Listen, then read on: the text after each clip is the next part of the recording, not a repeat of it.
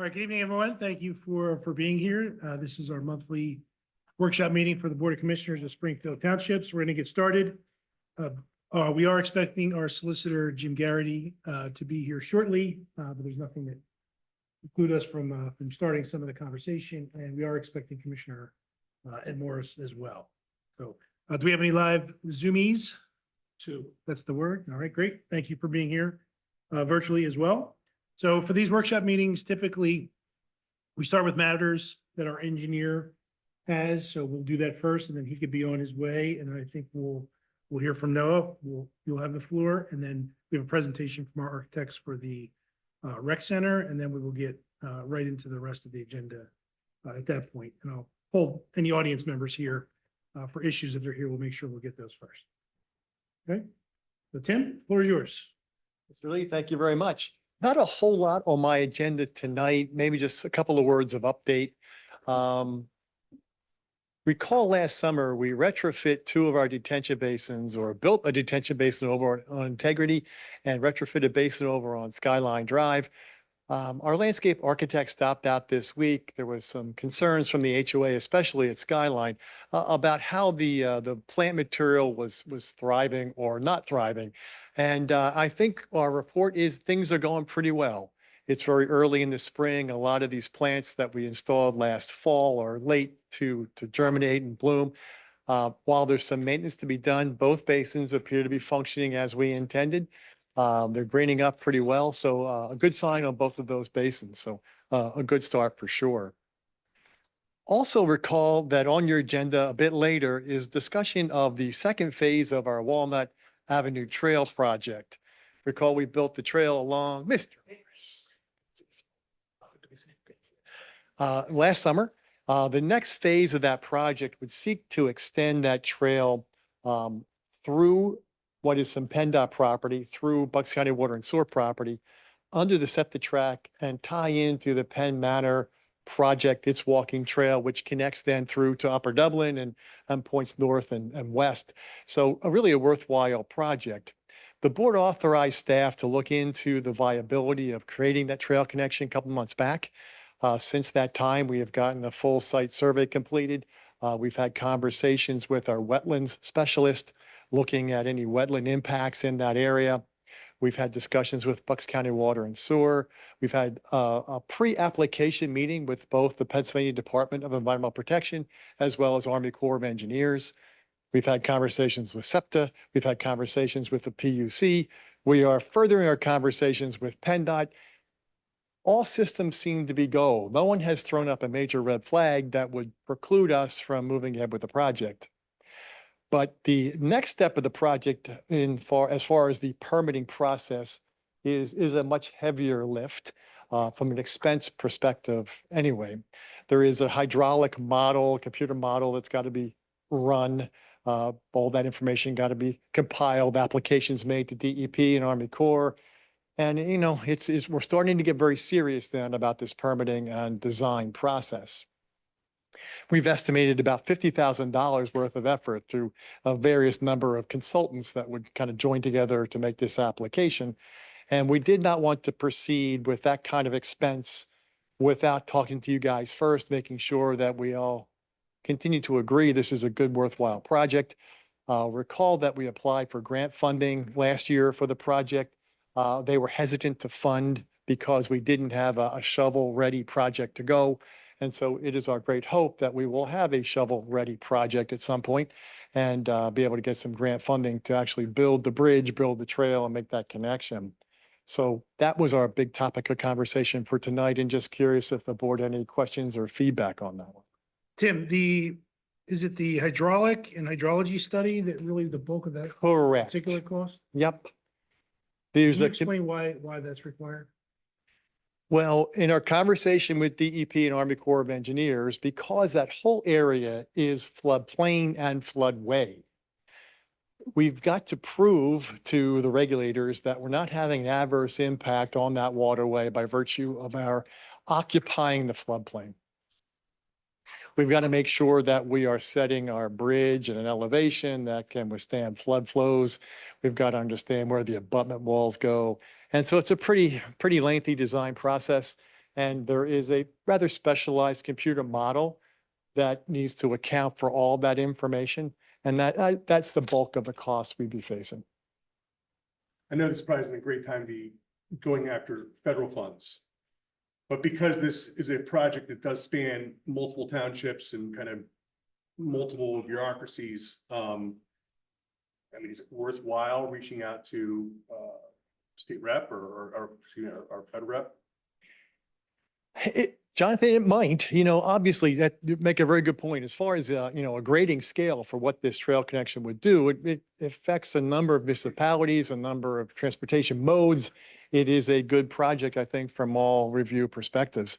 I'm not sure it's federal dollars that we would seek. It's probably, Monco 2040. There's some, grant money out there that we could pursue that might not be completely tied to federal funding. Probably more state funding than feds.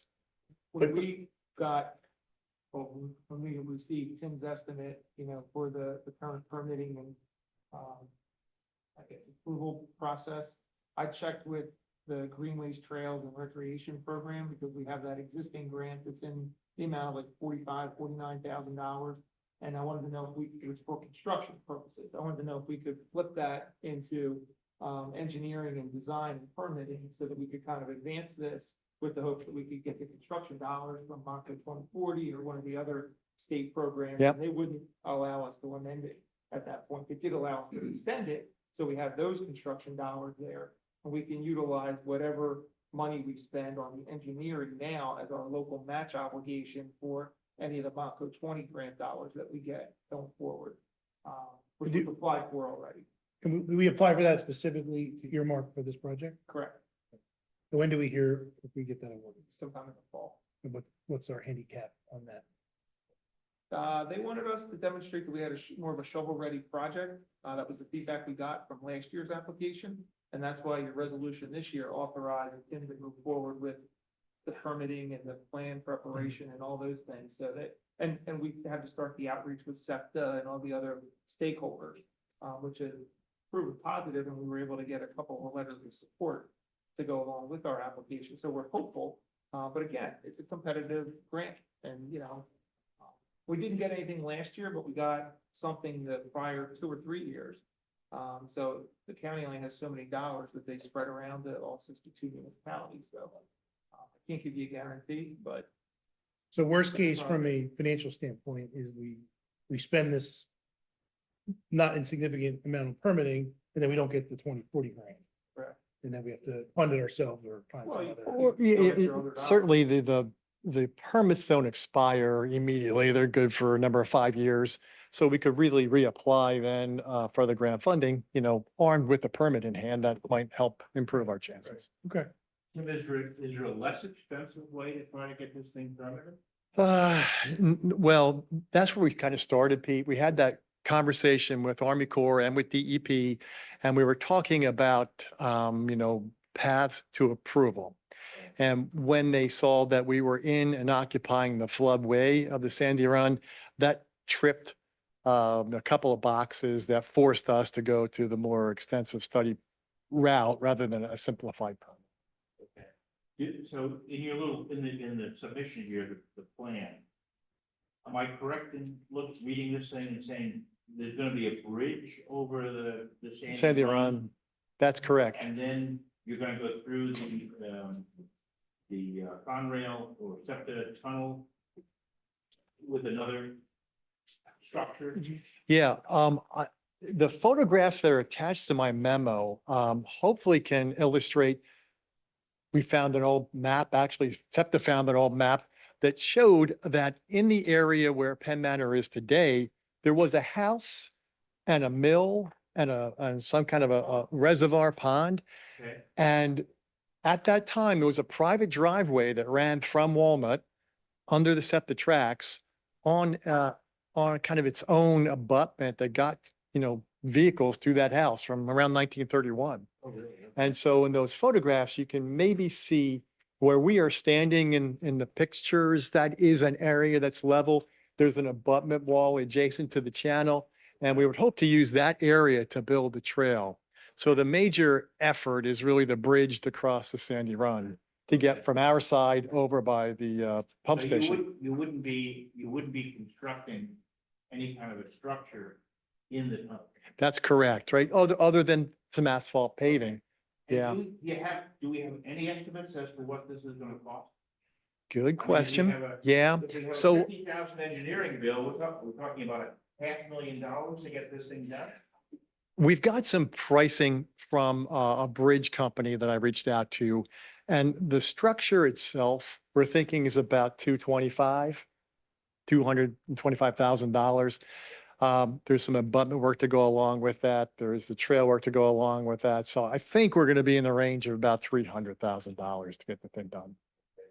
And we applied for 250,000 from the Montgomery 2040 program, and we have the 45 to 50,000 from the DPRP program. Okay.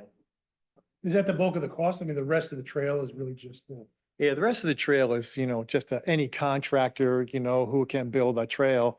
The same guys who built the trail on Walnut could certainly build the trail, through that area from the Walnut Avenue Trail over. And I to still Plymouth. think, it might be too small to span, but I still think that this project is made for that Valley Green Bridge, which again, they gotta put somewhere. And I mean, they don't want to move it too far, Right? so Maybe, that they just drive right Jonathan, down Valley Green and. maybe. And at that point, maybe the county pays for that. They gotta put it somewhere. Yeah, it's, So. it's, we reach out to them? it's certainly a We possibility for talk to them sure. in the interim about what they're thinking long-term about that bridge. I have not, Jonathan, but we certainly can make that contact and reach out for sure. Yeah. We'll have to figure out how long that is and where that puts us on either side of the creek. Yes. Once we spend, theoretically, we spend 50, we can't write that off of a future receipt if we want to come forward. You could use towards matching, right? Numbers. But some other match, but There's not. gonna be a local not match huge. requirement. Oh, there will be. Because sometimes they look and spend. Yeah, but we need the permitting and everything anyway, so we generally all allow that. Well, we would be connecting the upper Dublin trails with our trail. Right? They're already connected. They're, They're already connected. Springfield Manor is connected to the Washington Manor toward the Pennsylvania Avenue side. Yeah. Springfield Manor is connected to Penn Manor on the Springfield side. okay, And then this would connect from Penn Manor back to Kingsland Park. okay. And our Walnut Avenue Trail that we installed last summer. Yes. So to your point, Pete, it really does make a nice pedestrian connection to serve, a fairly large segment of population. Yeah. And I think because of that Walnut Ave trail, and then because the eventual investment with Tank Car, which is going to further kind of bring, I think, focus and people to, I just think it absolutely makes sense to continue to push forward with this. Agreed. Oh, yeah, I could do it. I think it'd be wonderful. Yeah. Great. Yes, fits. Indeed. Yeah. And, looking at all those various entities, we got to reach, I better talk to you guys about that before we start running too far ahead of ourselves. But if you guys are in agreement, we'll get started. Yeah. Another item on our agenda tonight is installing photovoltaic cells on the roofs here. Hey, you've been involved in that a little bit, haven't you? Not to any great extent, Pete, certainly been talking to Mike at staff meeting level about the idea and the concept and certainly, very worthwhile, but I've not been too involved in any detailed conversations. Has your firm been involved in any installation of electric panels on commercial buildings or? We have not. When you go on the roof, that's somebody else. That's some architects, I'm making the dirt move, it's Right. water running downhill, that whole concept and. James? Timothy, can a trail be designed in the conduit that is perfectly safe if there's a really, really big storm? No. Yeah, so certainly, just like we close off Walnut in high flow flood events, the trail would need to be closed in that event too. because we're occupying that same space where that Sandy Run rushes across Walnut and that road floods out, the trail will be flooded out as well. But hopefully the bridge would be built to a standard that was sustained 100, 200-year flood waters. And that's specifically why some of those costs are so high, just because we got to make sure that that is the case. Yes. Why that Valley Green Bridge be so attractive? Anything we reach out to Montgomery County Roads and Bridges? I would think roads and bridges. Yeah. You know, I was, I know the county roads and bridges construction guy, so maybe that'd be a great place to start. So, yeah, you're doing there. Oh, Absolutely. and while you talk to them, they used to have a wire right along Bretland Pike that noted the height restrictions. That got taken down by a truck. Huh. So now trucks get to the bridge. Yeah, I And thought they- they have the big yellow steel beams. Yeah, Say there's the still steel beam, beams but in that's- there, right? That's all the way Oh, I down, know. Yeah. what you're talking about. Okay. right when they get to the bridge span. So then now trucks have to like back up. So particularly if they're a big truck. Or a couple Amazon vans that just plowed through it and Yeah. almost ripped their. But top off. I would just ask if they Yeah. had intentions to put that little wire up again. We can do it. It can be. I didn't even notice that they took it down. It was a while. Great, guys. Any update on Wissahickon and Stenton? The permits have been applied for. They were Yeah, submitted from- to PennDOT. From our perspective, right, Bowman, McMahon have put together our application for the HOP to extend that trail. So that is pending with PennDOT as we speak. I don't know whether the county let the contract yet. I don't think they have. I think they're bidding that this summer. As far as the balance of the cross-county trail and stuff. Our application. Yeah.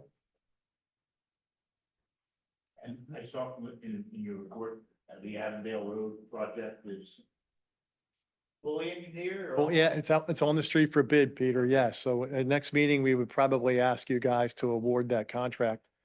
And hopefully we get some decent numbers, you know, we'll hope for early in the construction season. And we've actually asked the contractors to get it done quickly so that we can follow up with paving of Avondale pretty shortly after that pipe would be installed. That's over schedule. It is. Place with the contractor and they'll. Yeah. He's already talked to them about it. We'll work with them on that. Okay. Anything else for Tim? Great, thank you, sir. Good to see everybody. Enjoy your evening. Thank you. Should know that the pond is filling with water. Yes. And I appreciate it. Yeah, that's good. Little thing. All right, great. We're gonna turn the floor to Noah Marlier from our Pathonetary's office. Very well. Right there. You can walk around.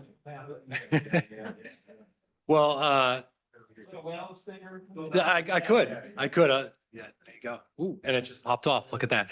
So my name is Noah Marlier. I know almost everyone up on the dais, I believe. It's so good to be here and an honor. And I think I know a few people out in the crowd, but for those of you who don't know me, I am your Montgomery County Pathonetary. So I have nothing to do with roads and bridges at the county level. I apologize. Otherwise, I would answer some of your questions. I run the office, as you all commissioners know, that takes in legal filings. So when someone files a legal paper here in Montgomery County that's not criminal, that's the clerk of courts, but any other kind of legal filing, it comes through the Pathonetary's office. So we have an amazing presentation up on the screen. I say amazing because I didn't make it.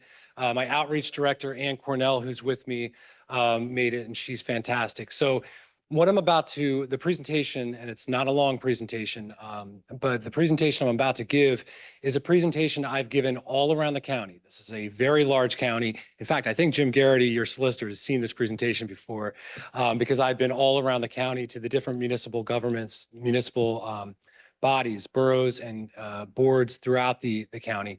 As far as Douglas, all the way to the other side of the county as well, on this side of the county. This one is special for me because I live here. I live just behind the middle school with my family. So it really is an honor to be here. So again, Specifically, what I'm talking about today is in my office, the Prothonotari's office, the Protection from Abuse division. So the PFA department is 5 of my employees. I have 27 employees at the Prothonotari's office, 5 employees that do incredible work. If we can go to the next slide, please.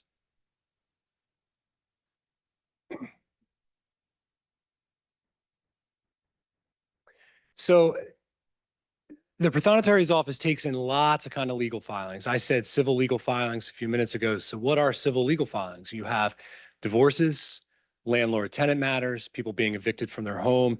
They would go before the District Judge McGill here in Springfield. If she's required to, by law, evict someone, they can appeal that eviction up to the Court of Common Pleas in Norristown through my office. We take in all kinds of judgments and liens, name changes. We've run a really successful name change program over the last few years, but protection from abuse is the one that we're going to talk about tonight. So as you can see up on the screen, we have 30 to 50 petitioners come to our office a week. 30 to 50. We had last Tuesday, 20 people come to our office being abused in a relationship. By its very nature, domestic violence is done in the shadows. And 30 to 50 people coming in a week, it's all kinds of folks, right? It does not discriminate, domestic violence. But while there are some men that are abused by women, and while there is same-sex abuse between same-sex partners, while there's abuse of our elderly, most of the people we see are women, and oftentimes they have children with them. Oftentimes they have bruises fresh on their face, fresh on their arms from being abused that morning or the night before. And when they come to court, they're not going to see a judge right away. They're going to see someone from my office. And that PFA analyst is going to walk them through a packet that is 25 pages long, state required packet that they have to fill out just to petition the courts. And they'll actually go to court administration first, fill out that packet, come down to our office. We process that packet with them. We answer questions. We might ask the Women's Center to step in and help those folks. And then they get to see a judge for their temporary PFA hearing. Then they come back down to our office and we process the order and the paperwork, and then they go to the sheriff to have it served. This process is not easy. It is onerous. It is scary. Remember, they're coming in because they are alleging that they have been abused in a relationship. So all from the jump, it's a terrible situation. There is court care for their children in the courthouse or in One Montgomery Plaza, which is across from the courthouse. However, oftentimes the parents want to stay with their children. They go to court with them.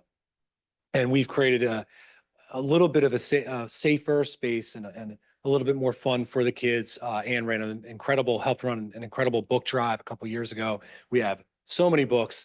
The kids walk away with the books, and that's fine because we have so many. And we've tried to make our office a little bit more colorful for the children and a little bit of a place where they can feel a little bit of comfort, potentially.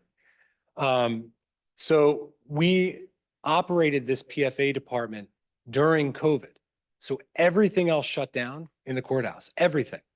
And we kept our office going for PFAs because domestic violence we saw during the COVID crisis actually went up. The reporting went down, but we know that the violence went up. So we stayed open for those folks that needed the help and needed a protection from abuse. You can go to the next slide, please. So 2 programs that we've initiated in the last year. And like I've said, I've spent the last year going all over the county talking about these 2 programs. Number 1 is our Hope Card program. So every time an order is issued, a final order, my office has to send that order out by law. So what we do when we send that order out is we send a Hope Card. I'm going to try to get the microphone back on here. Hold on a second. Oh boy. Wow. Oh. What? It goes in there, it snaps in. Friction. Thank you. Thank you. All right. So here's why we do the Hope Card, because the PFA order that a person gets is cumbersome. It's, size of paper, but it's many pages long. And as a former district attorney, I know that people are not keeping this order on their person. They're not keeping it in their car. They don't certainly have it accessible. Maybe they keep it at home in a glove box or on their living room table, but it's not accessible when they're out. So what we send with this final order, and I'll send the final order around and see how big that is. We send around a hope card.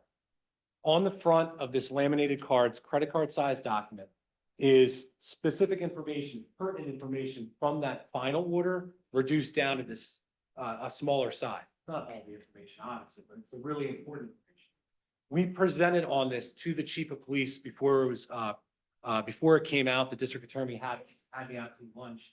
So the police chiefs know about this program. And if someone's walking around who has a PFA, walking around Springfield, shopping along Bethlehem Pike, her abuser is following her behind, she can go right up to a police officer and say, I have a hope card, I have a PFA order, please help. And the police officer will see the information on here and be able to easily look up that PFA and get that person help. So I think this helps the police officers as well. On the back of the card is information about resources to help survivors. Victim Services Center in Montgomery County, Women's Center, Laurel House. So those resources are on the back.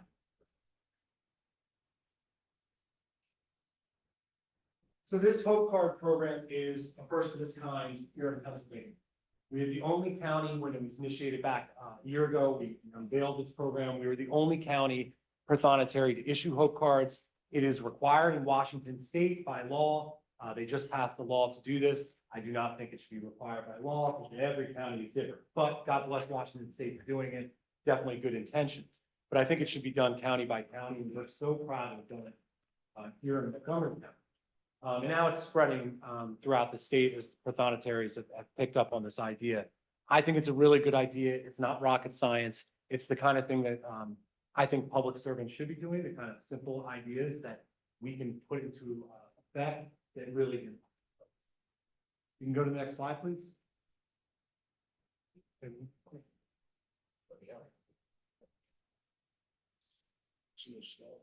That's okay. So in addition to the Hope Card program, we also allow folks to petition for a PFA, start the petition from the comfort of their own home with an online petition pack. So I was talking a few minutes ago about that onerous 25-page packet. They can start that packet from the local library. They can start that packet at home, anywhere where there's an internet hookup. They can start and finish that packet and it will be uploaded to court administration and waiting there for them. So what we're seeing is that this is shaving off 30 minutes, an hour, 2 hours of time off of the amount of time that a person has to be in court. And so I went over the process a few minutes ago specifically, so you saw how onerous it was, right? Well, if you cut out going to court administration, that's a big, big part of the process that saves time. You're there with your kids, and instead of being there for 7 hours, you're there for 5 hours, right? And if we lower these hurdles for folks, I think that's really, really important. This was we were the second county in the state, in the Commonwealth, to do a program like this. Allegheny County had started a program, and now this is spreading throughout the Commonwealth as well. Again, this shouldn't be rocket science, right? It's 2025. You would think this could be done electronically, but it wasn't being done. Yes, Commissioner. Are you required to file a police report first before the PFA? No, oftentimes people do go to the police, but the PFA is actually a civil matter. So something criminal does not have to happen for you to be able to get a PFA.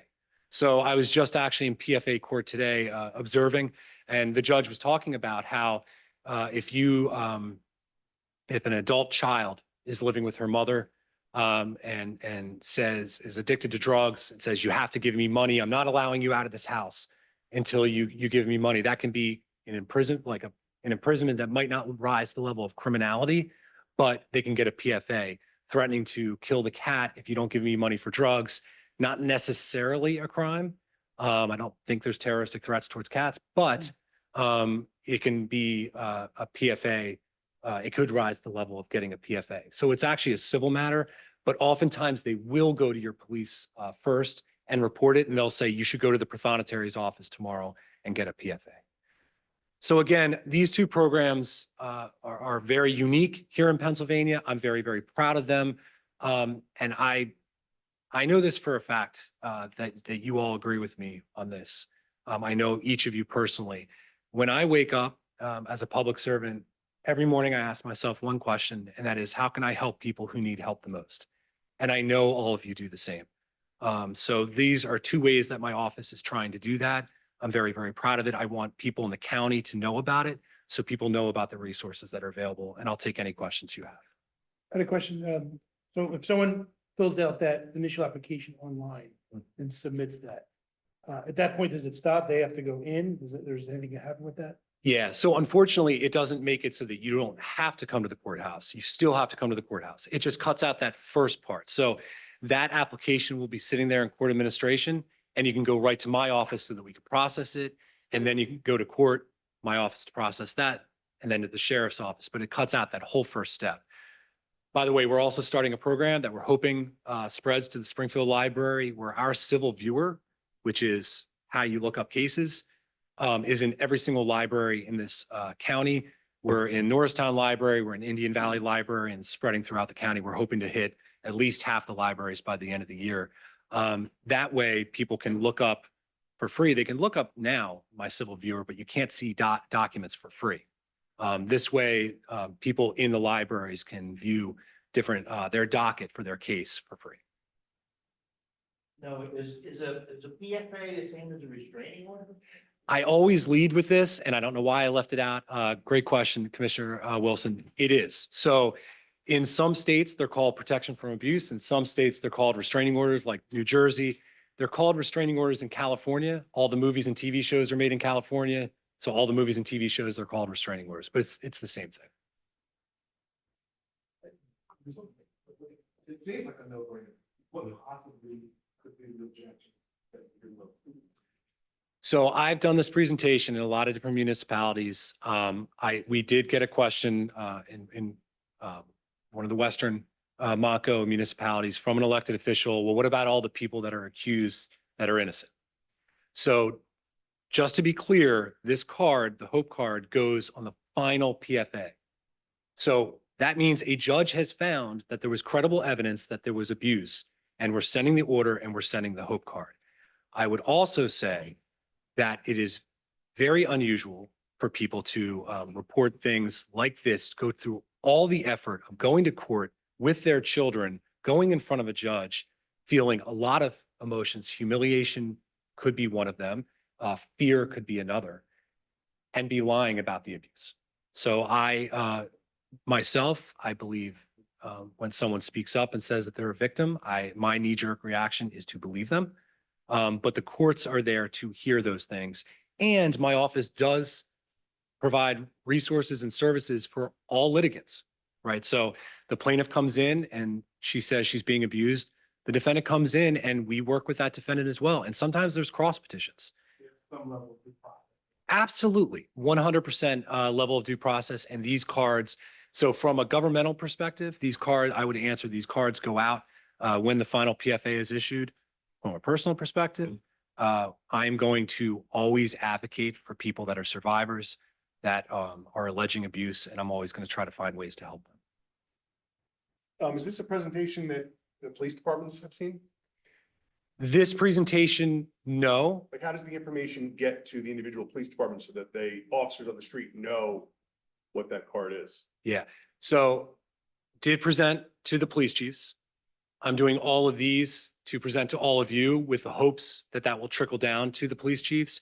I will also say that I've been working with Commissioner Ratzavong, McNamara, and other advocates in the Springfield community specifically about our community, and trying to get these resources out there and make sure people are educated, and try to think of ways to get it out there. Maybe going to the schools, talking to the police, and making sure we're all on the same page. Also, District Judge McGill has been involved with those conversations, and it's been a great conversation that's ongoing.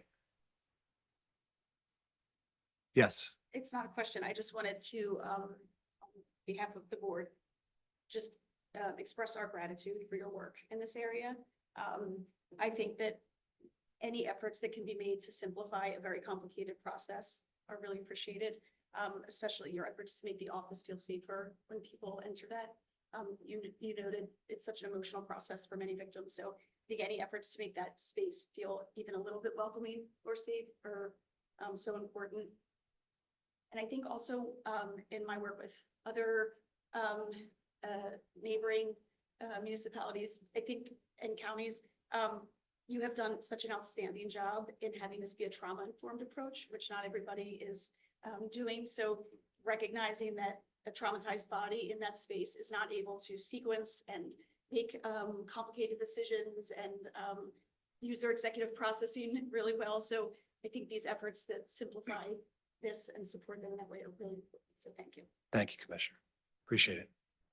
No, it's probably key question. There's no cost to the person. So typically the fees for a PFA are waived. Specifically for the online packet, no. And also for the Hope card, no cost.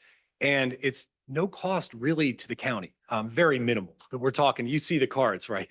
This isn't rocket science, right? They're laminated. The county does help us laminate those cards once a week so that we can send them out, but it's very, very minimal to the taxpayer. Yes. Yeah, so 30 to 50 come in and petition. The amount that go through, Commissioner, to the final hearing and get the final order, because what oftentimes happens is the two sides will talk, right? And work out issues or work out a negotiation, regarding the case, potentially continue the matter for a little bit. So it's far less than that 30 to 50, right? So I can get you those numbers of how many we've been sending out though over the last couple of months. So I can get you those specific numbers. I could follow up.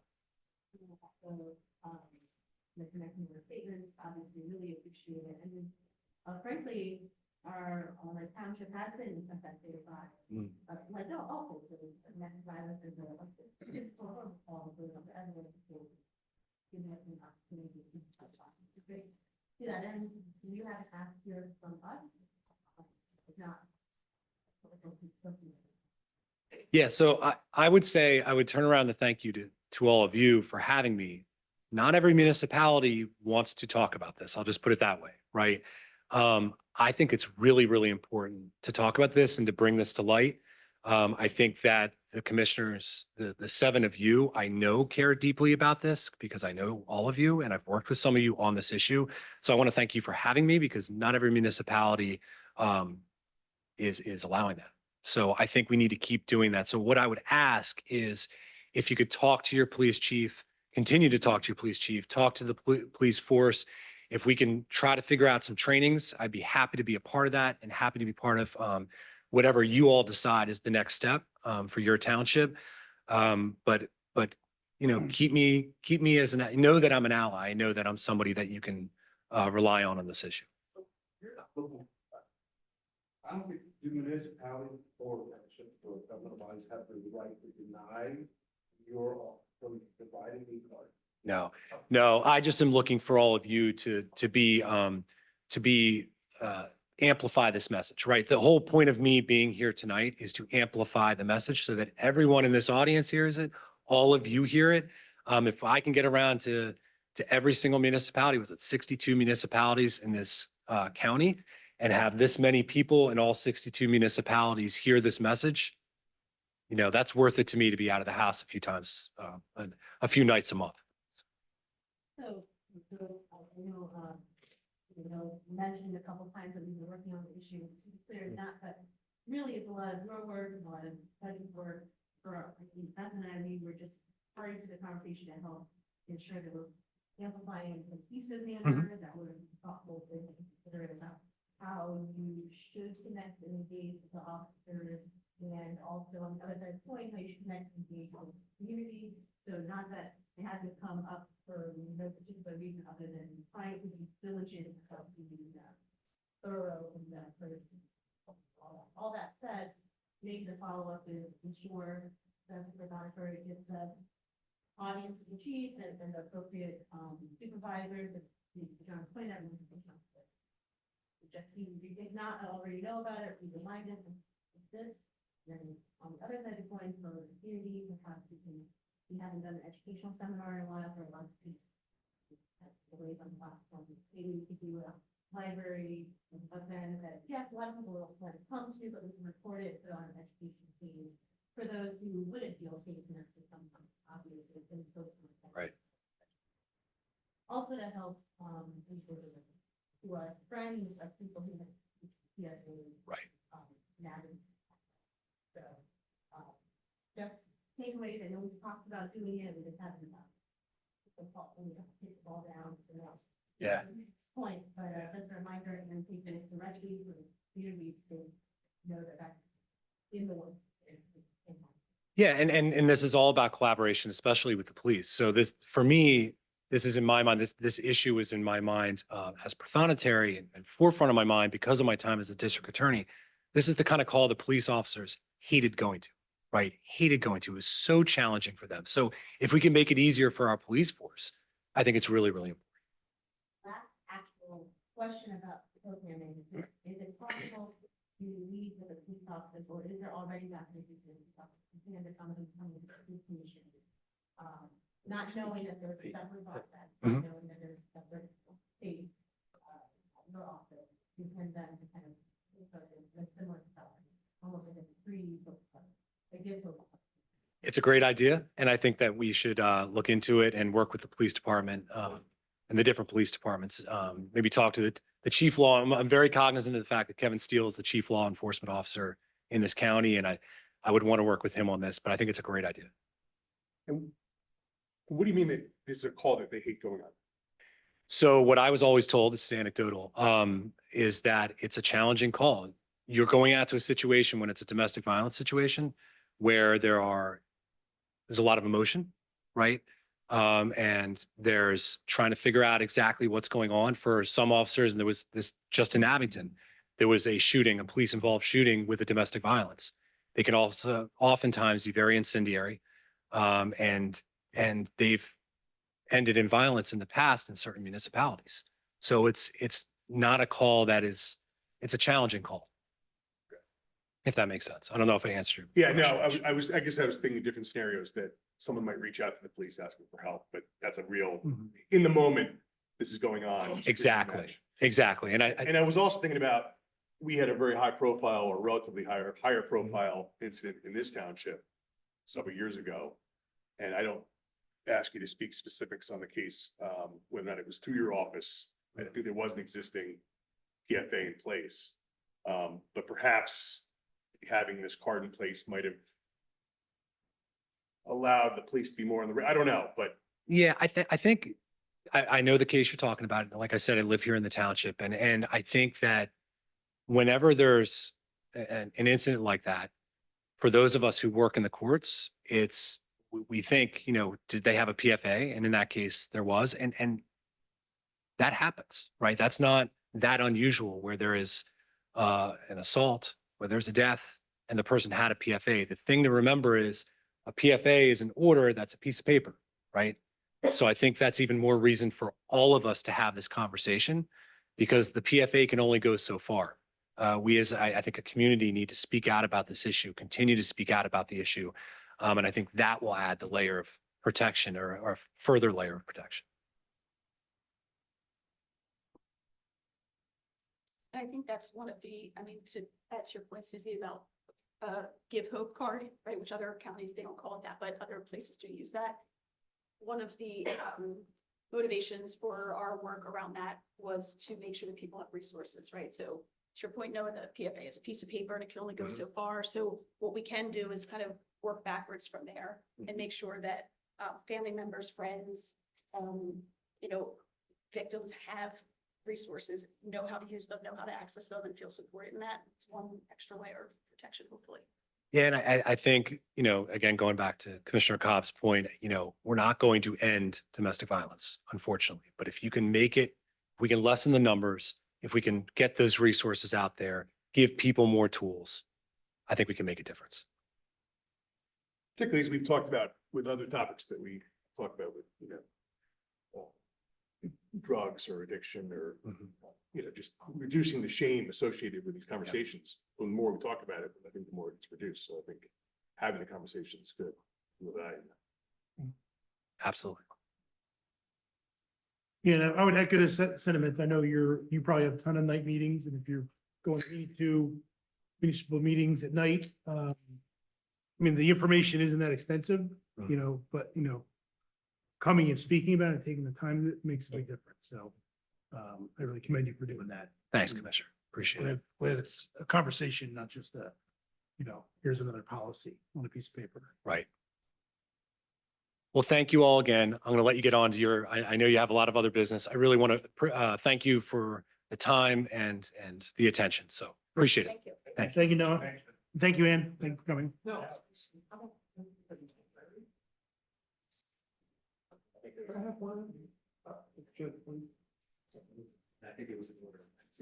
That went down that way.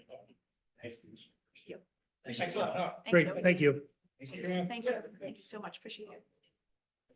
All right, we're going to jump to our presentation with MKSD Architects. And then we will, I know some people have filtered in after the meeting started. We'll check with everyone what you're here for and jump on those topics. Just for reference, MKSD is the architects that are working on our rec center project on Willow Grove Avenue. And they're here to present our latest updates. Thank you. Good evening, commissioners. We'll get started.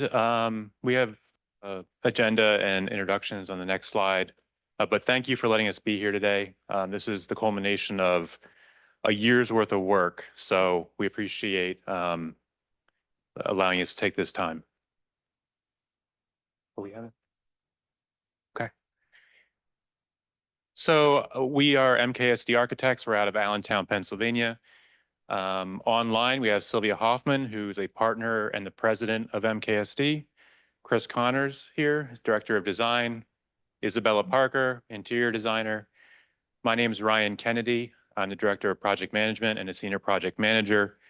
And also on the team who is not here, Jack Rogers, who's an architectural designer. Also online, we have Ken Ballard from Ballard King and Associates. They are a recreation consultant. And lastly, Tony Ganguza is here with Boyle Construction. He's a vice president of pre-construction services, and they were contracted to do the cost estimating for this feasibility study. So the agenda tonight, we're going to review the goals of the presentation and meeting. We're going to present phases 2 and 3 of the study, which will entail the program, site plan, floor plan, and rendering recreation center. Ken Ballard is going to talk about market overview and operational considerations. Tony from Boyle is going to be talking about the opinion of probable cost. And lastly, we'll talk about what are the next steps, and then obviously we'll take your questions, but you know, this is a pretty informal presentation, so if you do have questions during it, please feel free to chime in. So the goals of the presentation, we want to take a step backwards here. So the feasibility study is 3 phases. The first phase is data collection. That means we go into the existing facilities, we look at their condition, we look at how the programs are functioning in them. The second part of that, phase 1, is data collecting from the residents. So we met with stakeholders from different committees, different sporting groups. We went to community day. We got a lot of surveys. We had an online survey where we got over 1,100 responses of what the township residents want to see. We came to a few other information gathering sessions in the township. So we presented that phase at the February 12th Board of Commissioners meeting. At the March 10th meeting, the Board of Commissioners approved MKSD and team to develop phases 2 and 3 of the feasibility study. This include investigating a new recreation facility on the site and its potential cost. So while phase 1 was data collection, phase 2 is coming up with a program. So if, for example, we do decide to build new, what thing? And then information we gathered from residents, we understood that, you know, a gym was a top priority, some multi-purpose rooms, some places to gather. So that was phase 2, and we did talked to the committee about this on a biweekly basis, and we came up with a program. Phase 3 is, okay, now that we have programs, now that we building, how to figure it to fit on the existing site. So over the course of the last few months, we've been coming up with site plans and floor plans to show the commissioners, the committee, to see what is the potential of the site itself. So the goal of this meeting here is to present phases 2 and 3 of the study to help inform and facilitate the commissioners to make a decision on the recreation facility. And that decision could be either to use the existing buildings or build new, or whatever you decide.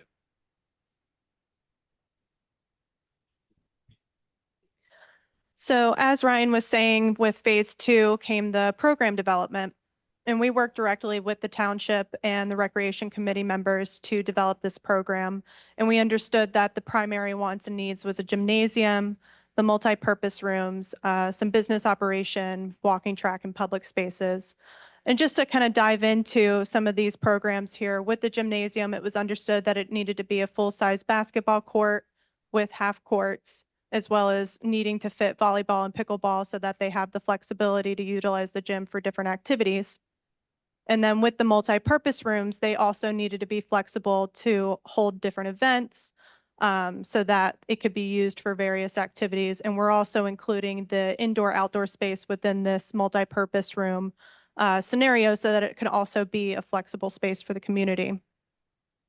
With the business operations and support spaces, this would be your administration rooms such as offices, conference rooms, anything that could support the space of the people operating the building. And then the second level walking track is a walking track. And then the public spaces would be your reception lobby or any sort of breakout areas within the building that the public can kind of hang out and be within while other activities are going on in the space. So just to get your bearings here, what you're looking at is the site plan. And we've developed this site plan with Barry Isaac, who was the civil engineer that worked directly with us. And so what you're looking at here, and I'm going to try and use both hands here, the laser pointer. So what you're looking at here is, if it reaches that bar, you can kind of see it. So this is, so this is East Willow Grove Ave, and then you have East Pleasant Ave right here. This red dashed line is your property line, and then the blue line is your building setback. You can kind of see a faint line here that is your parking setback. And then these lines that are slightly kind of ghosted on the plan, these are the existing buildings on the site currently. Oh, yeah. Ooh, sorry. You can tell I don't play sports. So currently, East Pleasant dead ends there. Dead ends, correct. Yeah, correct. So this is your alleyway right here. And then another bearing for the site, this is Laurel Beach Park that is adjacent to the new proposed rec center. And then we're also showing here where the indoor-outdoor space would be adjacent to that park because that was an important requirement for the program. But what I also want to note is this whole footprint, including the site constraints, and what we had to work with was to maximize parking and also maximize the building footprint so that we can fit all the programs within the building to reach the for them, as well as having enough parking on the site. So the max number of parking spaces that can fit on the site are 83 spaces. And this is past your parking setback, but with variances and waivers, you can kind of achieve those max number of parking spaces so that the site is utilized efficiently. Another thing I want to point out here is the entry. We've kept the entry close to the original main drive of the site. So this is currently how you enter into the site. So we noticed that that would be an important drop-off pickup situation. So if people are coming into the site, they can pull in, drop off, pick up, and then loop around to exit out so that the congestion of traffic isn't getting stuck here. You know, when it, when say no, it's not actually north of the plan here. No. Another point of factor here is that we are noting that East Pleasant Ave here, the alleyway will only be utilized as emergency access only, so that the public can't come into that area there. So that will also alleviate some sort of congestion here for drop-off pickup, trying to note that the main entry is closer towards East Willow Grove Ave.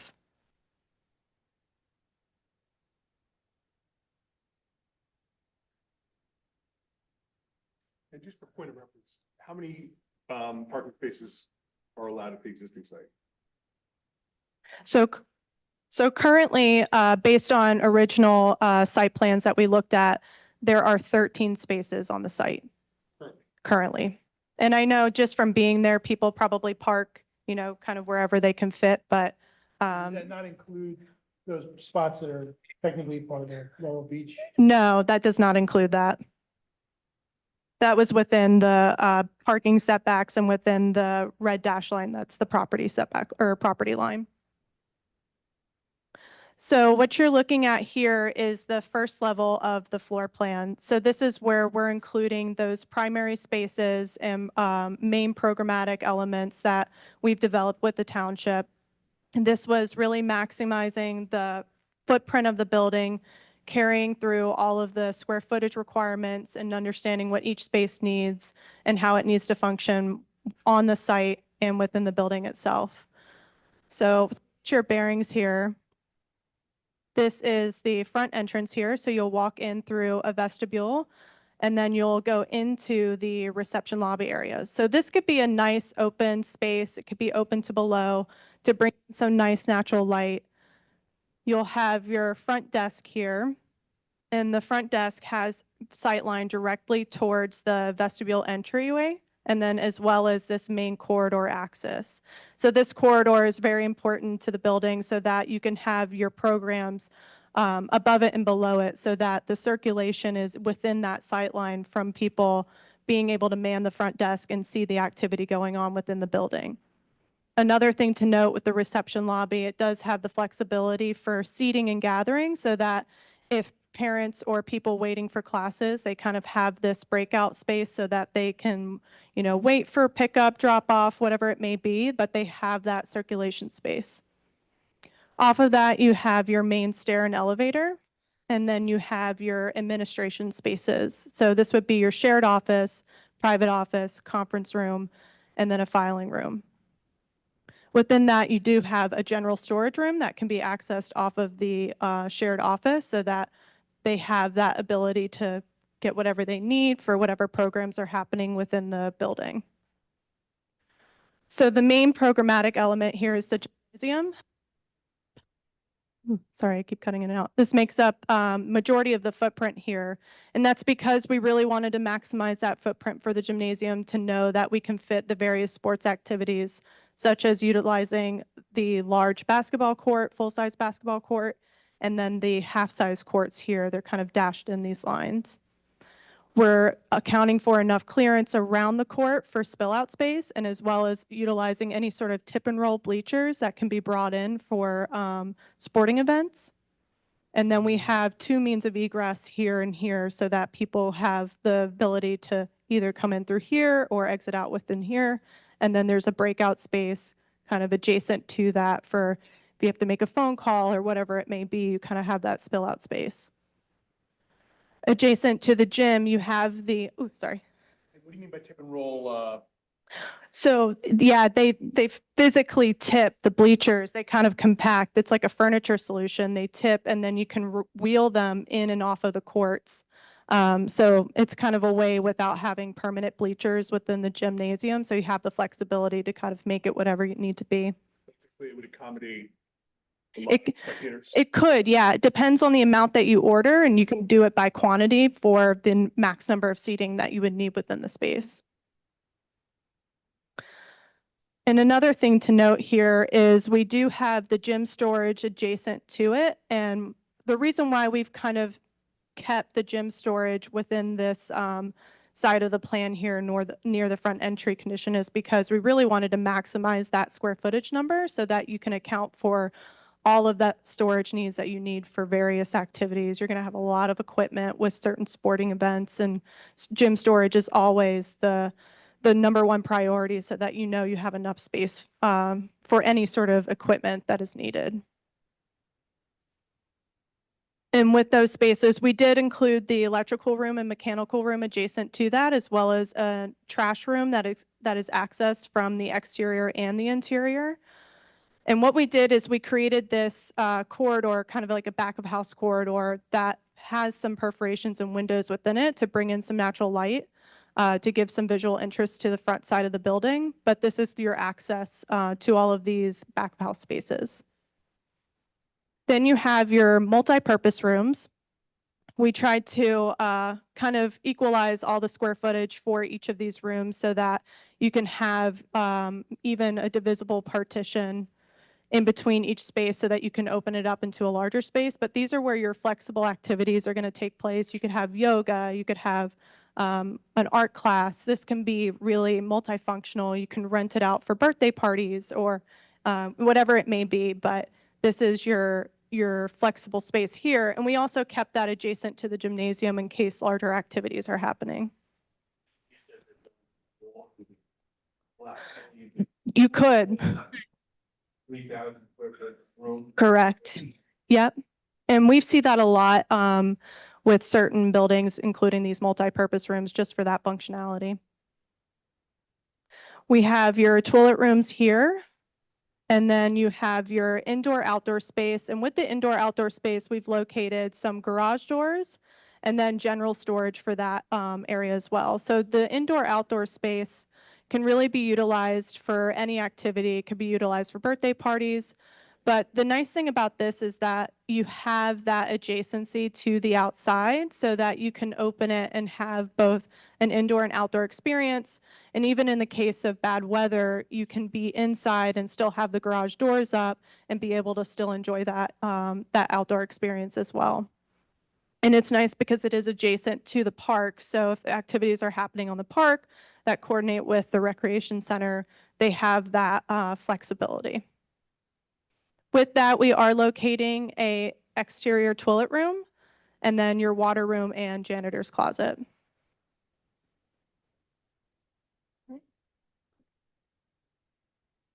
Quick question.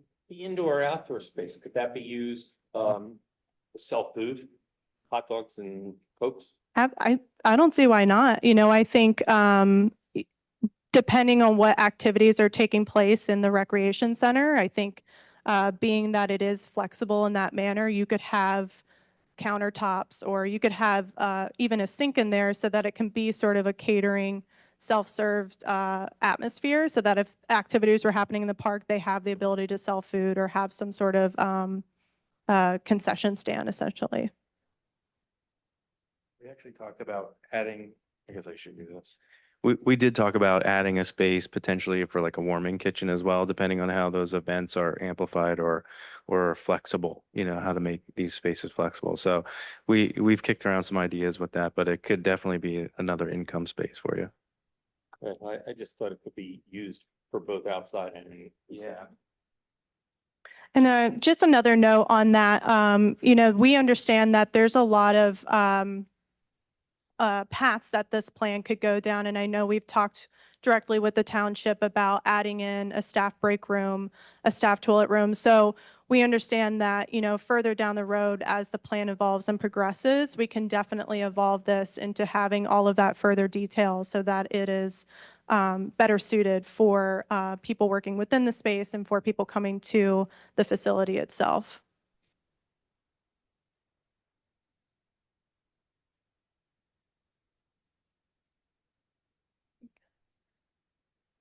So this is your second floor walking track. So if you're on the first floor here, you're kind of standing in this up open to below space. So this would be your entrance if you're on ground level. You come into the reception lobby and then you will take the main stair up to the walking track. With the walking track, we've included 3 lanes that are 3 foot wide. And then we've also included a stretching area for anybody kind of congregating within that space. They can come off the track and then stretch here. And then they even have a nice open to below atmosphere there. And as well as on the right side of the plan here, there's another open to below space. What you're also seeing is a second means of egress here, and that was based on the travel distance. With this footprint, you will be required to have a second means of egress, but we've located it towards the right side of the plan there near the back with an entrance out into near the adjacent park area. So it is kind of a nice utilized stair that if people are coming from the park, they could use that stair to go up to directly to the walking path, or excuse me, the walking track. So everything on that right-hand side, I guess it's the outdoor, indoor shared space, and then that's just one floor. That's just one level, correct? And was it just a cost So to not do something up there? we did do a couple of iterations, including classrooms, but there is an associated cost with that, and also having the extra square footage involved in that. We really were trying to keep the occupancy count low on this floor as well, and we wanted to maximize the first level building footprint and stick to the original programs that we worked with the township. So instead of creating additional program up there that wasn't necessarily needed per se, we tried to really just maximize what the deliverable was with the building footprint. And increases the parking. Correct. It also increases the parking. With the walking track, I wanted to note that we tried to keep enough clearance around the court below for the basketball nets that might retract from the ceiling above, so that we have that clearance from the railing of the track to where those nets would suspend down. So you envision that the basketball nets could be fully elevated off the floor? They could be, yeah. So we anticipated for that just in terms of square footage and the dimensions of where the track needed to lie above the gymnasium. On the first floor. That's a great question. I was gonna say, I think you could fit 4, and then you have the 2 half courts as well. So you could even, Might be able to get more too with some of those bleachers moved that she was mentioning before as a piece of furniture, give you a little more flexibility, but we didn't line that out yet. We know we can fit at least 4. yeah.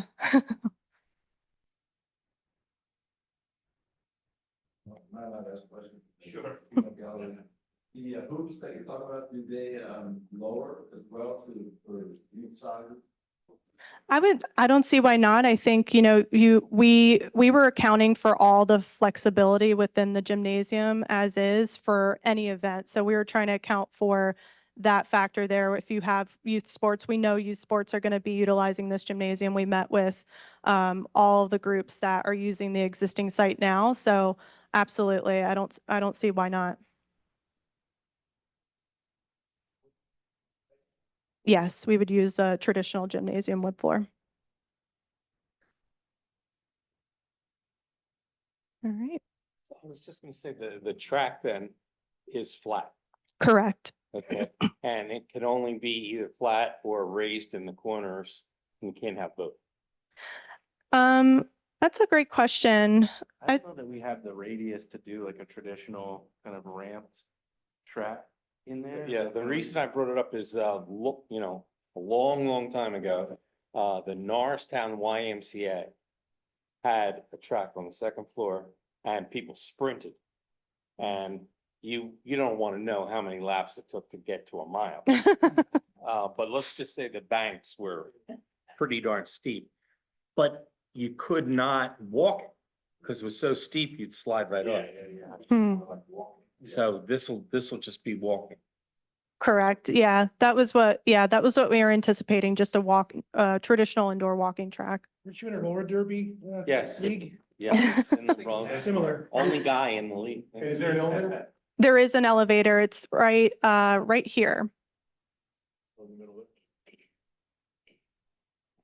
Yeah, so it'll be right off of that main entry there. Would this be a fully sprinkled facility? Correct.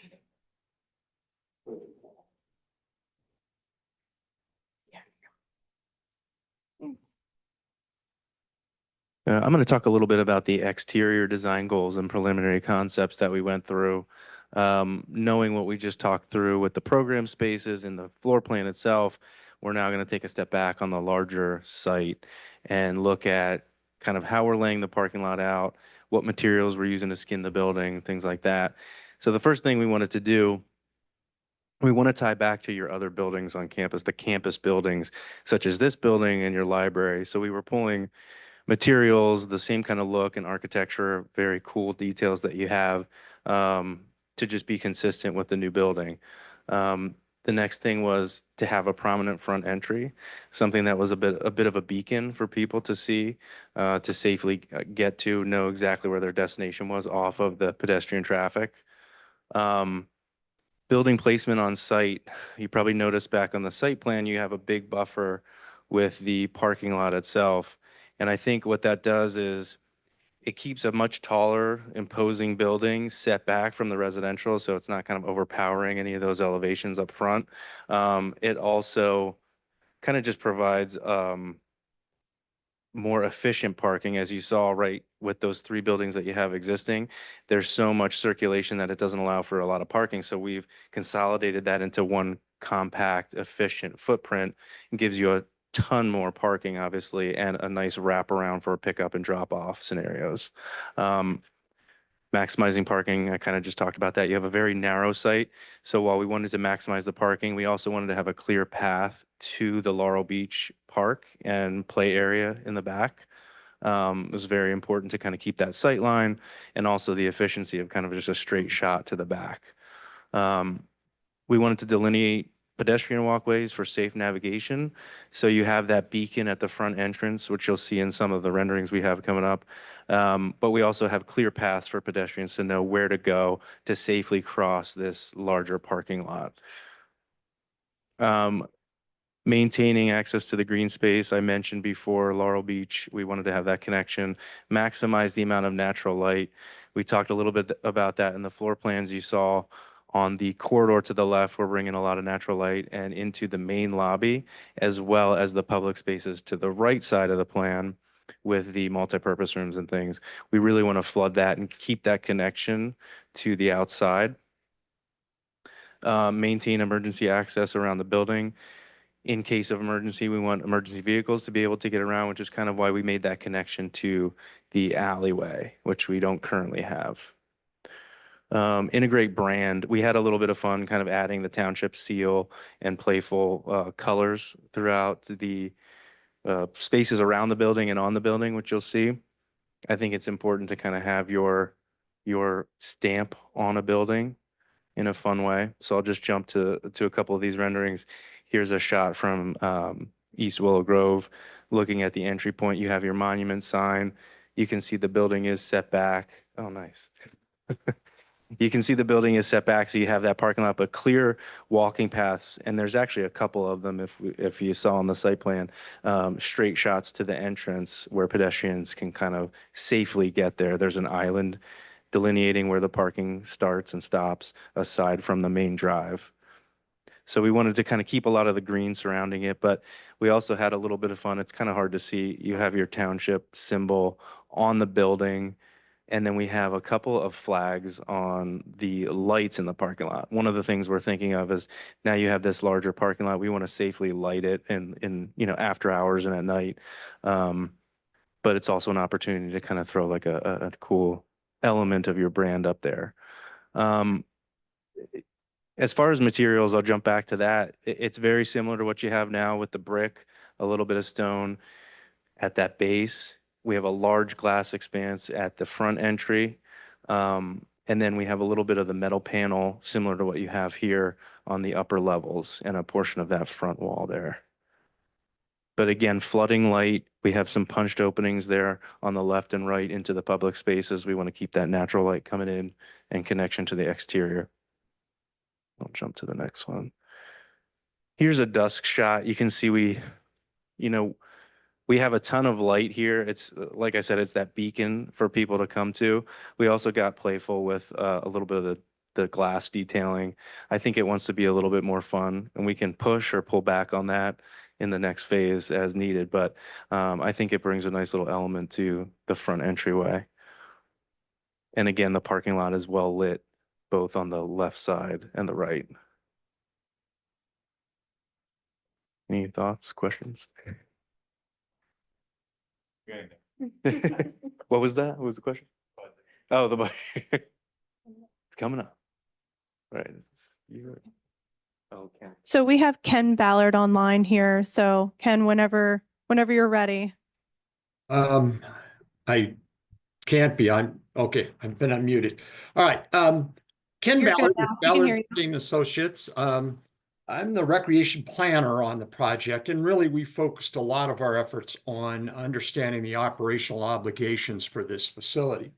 To do that, and early on in the process, we looked at kind of the market for this facility. And first and foremost, it would obviously serve the residents of the township. And so we looked at kind of both opportunities and challenges for this project. I think one of the clear opportunities is on this site, you have been running a facility or two buildings that make up a facility for recreation purposes for a while now. So you've established kind of a market for these types of uses at this location. And that's a good thing. We're not starting from scratch. You already have a presence there, and people know that the existing facilities are at this location. Your population within the township itself is large enough to support a facility of the nature that's just been explained. And it's certainly possible to draw some users from outside the township boundary as well.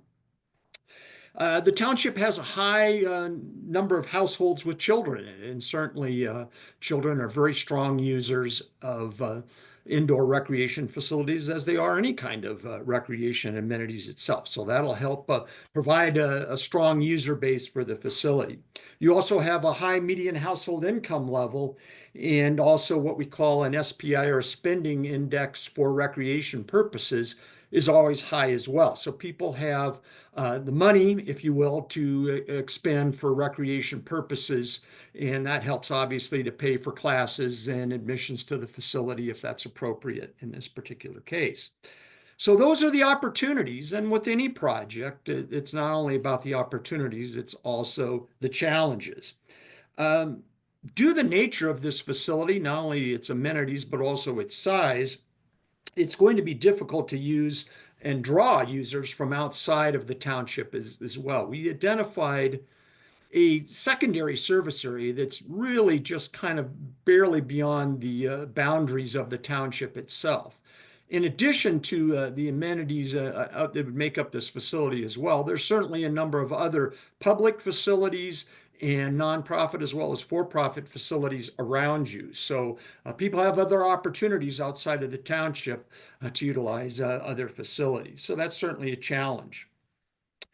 Your age, your median age, despite the presence of a large number of children, is an older population base, older than the state of Pennsylvania and the national median age.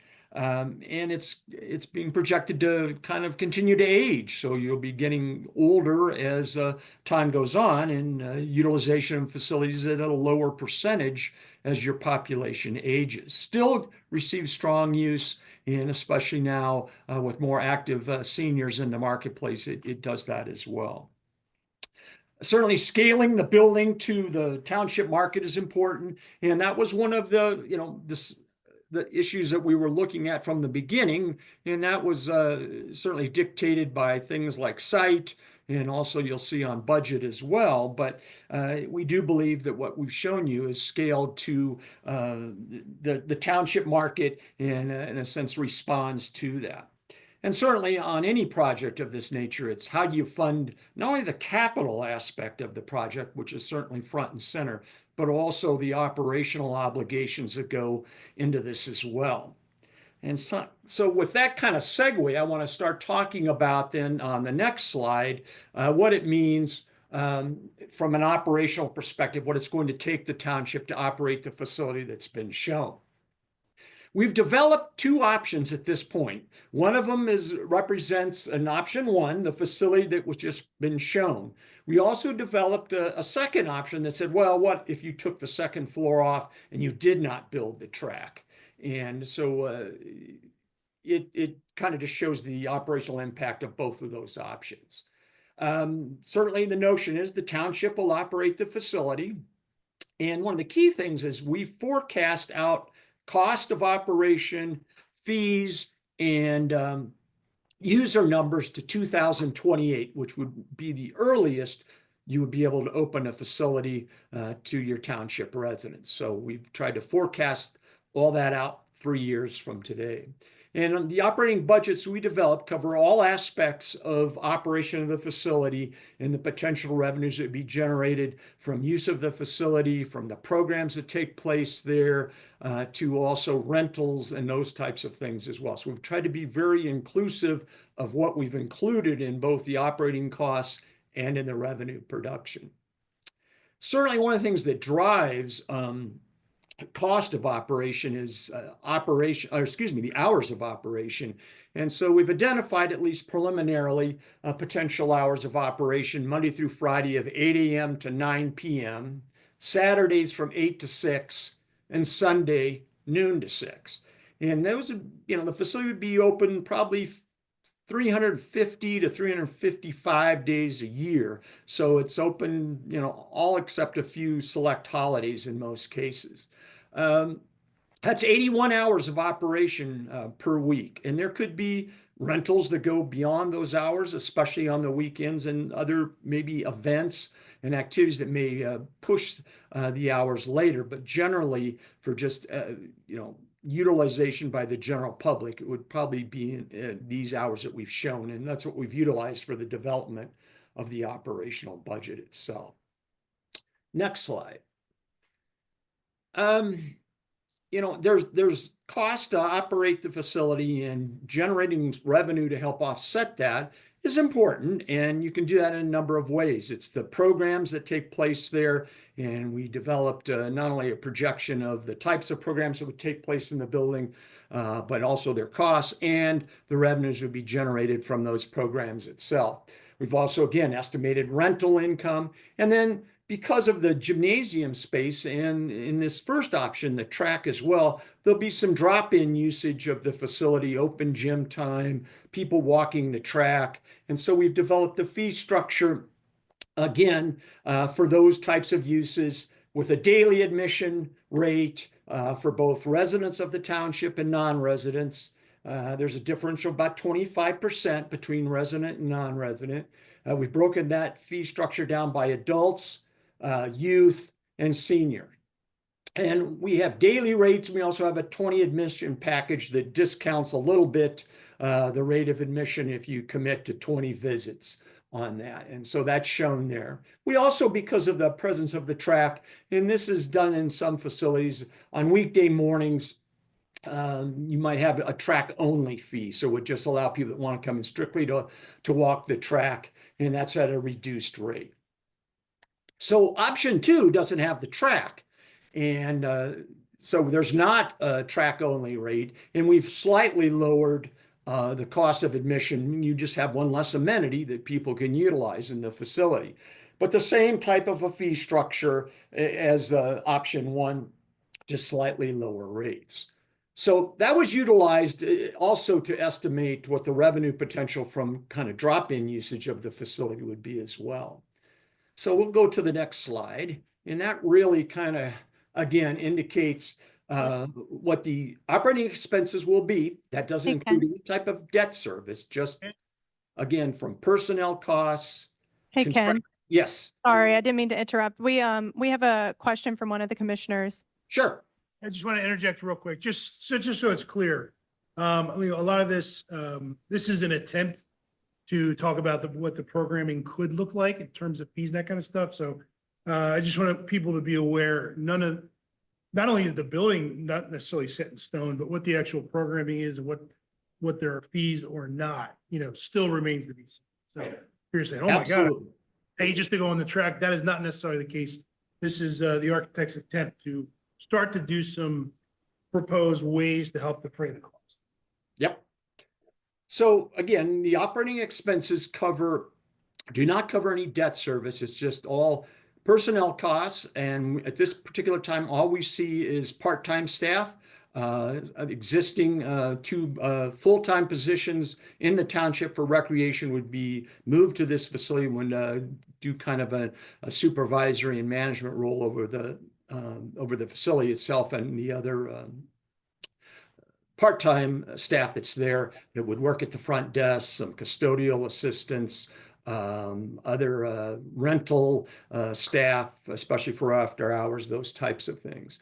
So we have those costs, which make up the lion's share of the operating costs, but there's also utility costs, and we do have some other costs from just services that are there from a contractual basis on the building, and also some operating supply costs as well.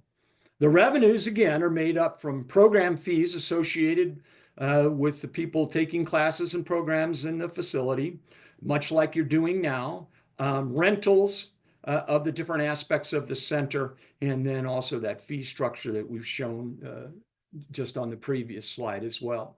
So when we look at that, the operating expenses for option one are about $782,000 a year. And again, this is forecast out to 2028.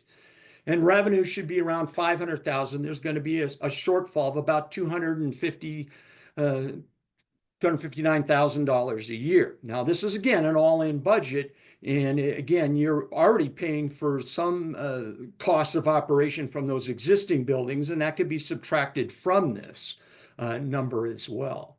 Option two, again, takes away the track. It doesn't impact operating costs or revenues that substantially. It does reduce costs slightly. It's a little bit smaller building, and we also do have less in revenues with that amenity out of there. But the bottom line is it's almost the same. It's slightly less money to net operating costs than option one, but they're both pretty close. So that's kind of where we stand right now. And yes, this is early in the process. This is the first attempt to kind of identify costs and revenues for the facility. And typically, as you move through the process, if you decide to move in that manner, you would update this usually 2 to 3 times before you would actually open the facility. So every time, it becomes a little more exacting, and certainly elected officials and others weigh in on what you want to do with fees and other things that will obviously impact the operating plan. So that's it for operations. Thank you, Ken. Before we have Tony from Boyle Construction go through the cost estimate, I'm going to pass it on to Sylvia Hoffman, our other colleague that couldn't be here with us tonight, but she is on Zoom. So Sylvia, whenever you're ready. Thank you, Bella. Hi, everyone. We're going to go ahead. Thank you for your patience since we're going on now almost 40 minutes with our presentation, but we'll go ahead on to the last part, which is the opinion of probable cost. And I just want to go over some kind of ground, maybe rules or information that we'll share with you before we get into the cost. For those of you who haven't met Tony Ganguza, he's with Boyle Construction. They're the company that developed the construction estimate. And the construction estimate is based on current construction bidding environment. Boyle has a lot of experience working on public multi-prime bid projects like this one. And so they certainly have their pulse on what the current market is showing us as far as costs are concerned. They did a combination of in-house estimating as well as sending our drawings out to some contractors and some subcontractors as well to get good numbers. The estimate will include bid date of Q2 of 2026, because if you would release us to start, it would probably take about another year for us to complete the design of the project. This is, like I mentioned, based on projects of similar scale, multi-prime public bid. Currently, the probable cost does not include the geothermal field or solar panels. And we know that the township has a strong commitment towards renewable energy, but at this phase in the feasibility study, we're not sure which one of these would be appropriate for this building. So we would need to develop that further and then decide which path we would take for heating and cooling this building. The costs are going to be broken down as were requested by the township. One cost based on a one-story building. We separate out the cost of the second floor track and the associated infrastructure. And then we also had some cost saving alternates that we pulled out as options that the township could pursue with this project or potentially leave them out. So with that, I'll leave the next slide to Tony, please. Thank you. Thank you so much, Sylvia. I do appreciate everybody's time this evening, and I also appreciate you allowing me to participate in the meeting virtually. But as Sylvia said, we at Boyle have probably done 35 to 40 public projects over the last 15, 16, 17 years. So we really have a good feel for what these types of buildings cost and the associated site work with it. So putting these estimates together is something that we do on the daily, so we're very familiar with it. And in this case, it also helped to have a project like the Doylestown Recreation Center that was just bid out a couple of years ago, to help go over and go through as well.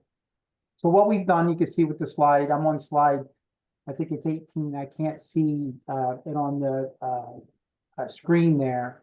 But you can see, I'll just go through it relatively quickly. And I know everybody's always interested in the numbers. So the demolition of the buildings, we have at 470,000. The site work again, which is just limited information now, but typical site works of this size on other projects, we're estimating at about 1.7 million. And the general construction costs are just under 6.9 million. Now, the fourth bullet consists of fire protection, plumbing, mechanical, HVAC, and electrical and security is just slightly over $4 million. And the general conditions, which would consist of prime contractor bonding, prime contractor overhead and profit, and the prime contractor general conditions is just under 1.2 million. And we are carrying a contingency of about 5% at $650,000.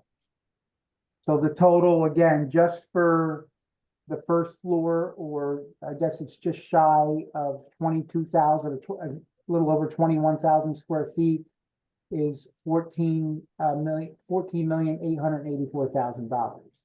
Now that's just essentially hard cost and contingency at this point. There's $688,000, and certainly we have a detailed breakdown of all this that can be shared. So this is just really a summary of all that.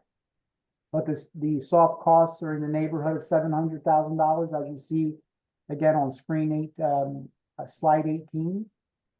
So the total cost for the first floor only is $15,573,000. Soft costs and hard costs all inclusive. So if we go to the next slide, again, we were asked to break down, I'm on slide 19. We were asked to break down what the second floor would cost. And we've done that. So again, two stair towers, elevator, track railings, etc. You can read it in front of you there. Again, going to the general construction as well, and the fire suppression, mechanical, plumbing, and electrical. Just above 2.4 million for the second floor.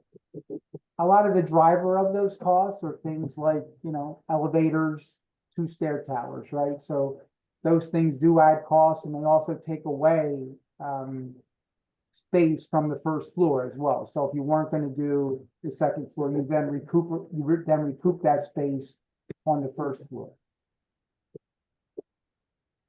Some of the alternates that we had talked about was CM services, which is what we do. A generator, which is probably valued at about $200,000 if you were to add a generator. A monument sign, probably about $20,000 to $25,000. Wheel stops, we had at about $25,000. And then there's studies, and although there may not be any HOP work related to the existing driveway, we just wanted to cover you there in case there was something from PennDOT that was triggered out of the driveway. So I think we budgeted around $100,000 for that alternate item. So all in, these alternates were to the tune of $1 million. So the last slide on slide 21, and then certainly we can open the costs up for questions. This is just a summary of what we just went over. So base building, as we talked, just shy of 15 without soft. Second floor was 2.4. The soft costs, including the CM fees, was 1.2, and then the alternates. So we're just, just shy of $20 million all in, all inclusive with the alternate soft, second floor and the first floor building. I'm happy to answer any questions related to the costs. Mike, just for point of reference, obviously different time periods, but this building and the library, what would the cost for that? This building, the library, public works, and all the site work, 21.6 million. That, the bids were opened in 2015, for that, December of 15, and then built over a 2-year period after that, so probably 10 years ago. We typically are carrying anywhere between 4 and 6% in escalation a year. I'm not sure that that's going to be true dating back to 2015, but it certainly has been true over the last 2 to 3, 4 years. And that's the case here. So we carried about a 5% escalation fee between today and when this would be built, which is the first quarter of 26 or second quarter of 26. And that doesn't include the design. It does. That's the top cost. Okay, I'm sorry, I didn't hear was there a question? Yeah, they were asking if this included design cost, and we confirmed it did. Okay, yes, it does. Do you have a number for the average dollar per square foot for recreation center? At this time, high level. I didn't hear the question. If it was directed at me, I'm sorry. My question is, do you have a number that you use, like a dollar per square foot for specifically recreation center that you use at a high level right now? Can you repeat that, Isabella? It's very hard for me to hear that. Hi, this is Commissioner Matzabal. Hi. I'm sorry, I can hear you great now. Thanks. Okay, it really is my mic, guys. Could you, or do you have a number per a dollar per square foot number average, or median, whatever you want to use, for recreation centers in your experience that you could use to help give some context to this number? Well, I think if you look at Doylestown, again, as an example, and we looked at that one very closely as we were finalizing this. I believe, and I could go back to my paperwork, which I do have here, but Doylestown, the low bids, I believe, just for the prime contractor bids only. And when I say that, what do I mean? I mean the general contractor, the plumbing contractor, HVAC, electric, fire protection, and if there were site, but I think in that case, the site work was under the general construction. The low bids, now again, that was in 2023, I think the fall, September of 23, we're at $540,000 per square foot in 2023, the low bids. And just as an example, because I did look at the bid tab for that, the low bidder on the general construction who ended up building the site, and they're almost done with it, so they did perform, was $1 million lower than the second low bid. So again, when we're budgeting like this, my thought process is I'm not necessarily looking at the low bid, and I'm certainly not looking at the high bid, right? I would probably look at the second low bid, which is what I did. in looking at Doylestown. So if you look at the second low bidders at Doylestown, as an example, it was around $600 a square foot. $600 a square foot. And that was again back in September of 2023. So we're bidding this in May or so, or whatever the time frame is of 26. We're talking almost 3 years later. So we would escalate the Doylestown square foot price by 5% or so a year, compounded, right? So, it's not necessarily 15, it really is more than that when you compound it. So if you took that $600,000 and you took it easily by 15%, that's probably where we would find ourselves here on a per square foot basis. Now, Doylestown was 17,000 square feet, I believe. Maybe it's just shy of 18,000 perhaps. 17,700, I recollect. And we're at 21,000 plus for the first floor. So we would get some efficiencies out of having a higher square footage. So our per square foot number may not be as high as a Doylestown number, but it would give you a number that would be close. I know there might be a few more questions in the crowd, but if it's okay, can we just finish the presentation and then we'll take all the questions you'd like? Thank you.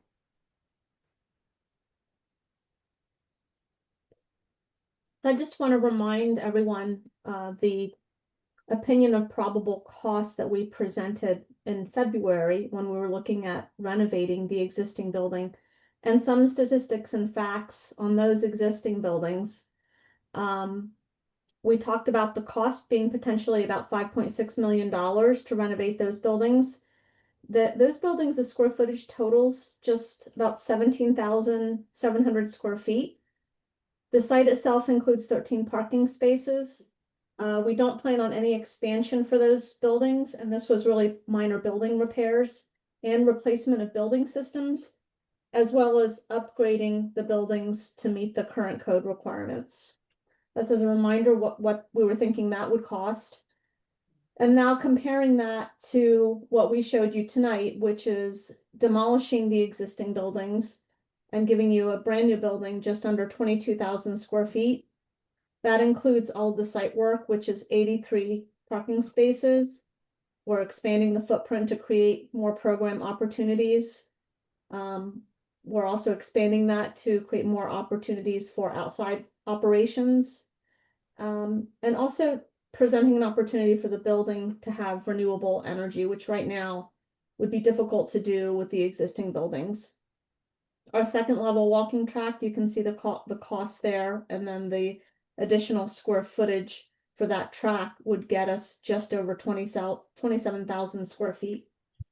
So you can see the delta between the renovation and the new construction. Okay. Going on to the next slide, I know there's probably going to be a lot of questions, but maybe one of them might be, well, what are our next steps going to be if eventually we decide, yes, we want to pursue this path of this new building? How much time is it going to take to complete the design, to bid it, or the contracts and construct? So we're estimating that it's probably going to take an additional year to complete all of the construction documents, to get land development approval, to get NPDS approval and drawings, the land development process, PennDOT approvals. Public multi-prime bidding and permitting will probably take about 2 months. And then we anticipate about a month to award the contracts and get all of that in place before they actually start construction on the site, starting with the demolition of those existing buildings and taking approximately 12 months. So at the earliest, we anticipate that you would be in the new building in Q3 of 2027. Before we get to the question part of our presentation, which will be the last part, just a reminder of what was in the RFP as the guiding principles for the project. Now we've kind of come full circle and felt that it was important just to remember what were the goals of this project and What are we trying to accomplish? And first and foremost, of course, is to meet the expectations of the township from a financial aspect for capital and operations. Have that community focus, which I think we've been able to accomplish with the opportunities this building will afford. Serve all age groups and support diversity, equity, inclusion. Provide that location for existing township parks and rec activities and programs and expanding offerings. Provide offices for the staff at the rec center. Serve both active and passive recreation center. You can see that with the basketball courts, multi-purpose rooms, the indoor-outdoor space will give you opportunities for that. Serve both active and passive recreation needs. Able to function as a comfort station for township residents. Minimize the impact on adjacent property owners with concern to traffic and noise. I think by providing 83 parking spaces on the property, I would hope that the residents are happier than the 13 that are available now, because they're probably parking on the street a lot now. So this will definitely help take some of that traffic off of the street. Also consider opportunities to support operations with income from rentals. Have multi-purpose capabilities, lots of attention to acoustics. We separated the gym from the multi-purpose rooms for that fact alone. Connection to Laurel Beach Field and the playground with the indoor-outdoor space. Design and build using sustainable principles in accordance with your resolution 1469, which will be the next phase of the project should we proceed. And then, of course, lastly, look at indoor air quality as part of an MEP narrative, which would be part of the design development process. I'd like to open it up to any questions or comments that anyone has, and I'll just let you know it is a little harder for me to hear your questions. So if necessary, maybe someone can pull the microphone closer, or maybe Bella or someone can repeat the questions as we go through. Very great. Thank you. Any? Commissioners, do you have any questions? I've got a quick question regarding the design process. And it seemed like there was a lot of consideration with regards to the parking situation, and I recognize some of this is projection, but we are kind of on the cusp, say, within a 10-year window of real adoption of autonomous cars. And in the stuff that I've read about as far as urban planning goes and autonomous vehicles, it sort of removes the need to have parking spaces immediately adjacent to the building, because cars drop you off and then go and be in a less premium area. When you do these projects and you're looking out, a couple years in the future and designing them for community to be used for the next decade plus, are you starting to design or think about that type of future, or is we still kind of early in that? That's more of a civil engineer design. I can honestly don't really think about that right now. We think about when the building, ribbon off. Because of parking requirements. Determined by code, as it exists today. So we have to change the code today for apartment.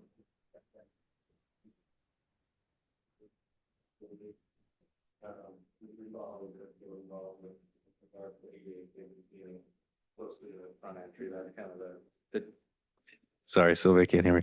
The ADA spaces up front on the building will kind of drive most of the decisions. Those are the priority at the moment based on the code, but it is very early to think about that. And what programming was omitted from the design? I know that there was some support for a skate park. Were there other programs that didn't make the final cut?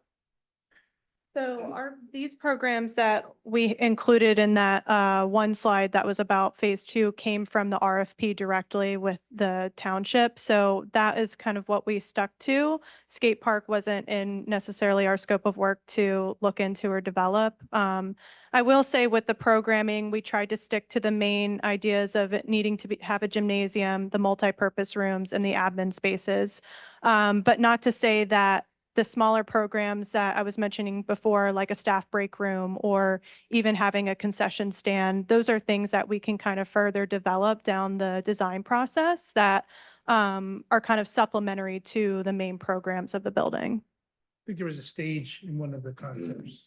Yep. That we ended up thinking of. Correct, yeah. So I think a lot of it came down to, what are the priorities of the activities and use of space on the site, and what are our site constrictions and limitations, and how can we maximize the square footage on the site, and then also understand that we want enough parking as well. So really what it came down to is how can we create some of these flexible spaces so that they can in lieu, have all of these activities take place, maybe not in a conventional way, but, not to say that a gymnasium can't be a performance space for, a certain night or two. It might not have a stage, but it could lend itself to being something like that. So I think we tried to stick to what is adamant here to make this site functional for the community and stick to some of those primary goals.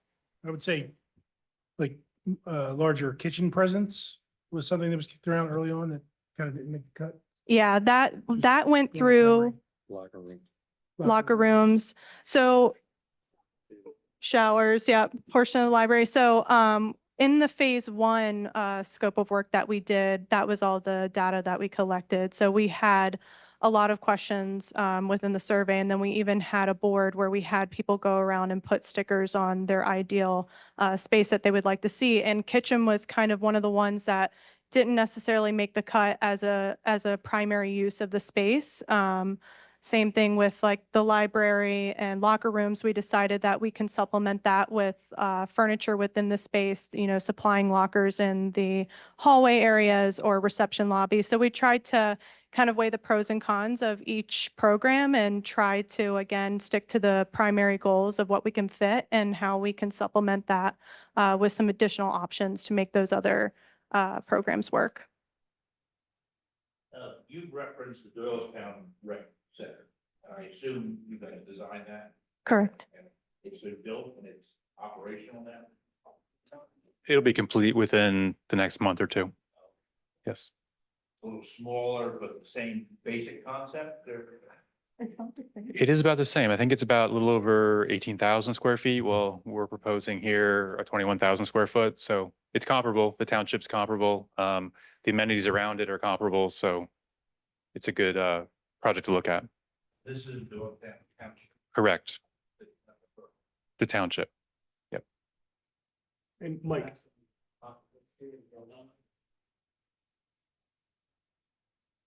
I don't have my notes in front of me. The question was, what is the maximum occupancy?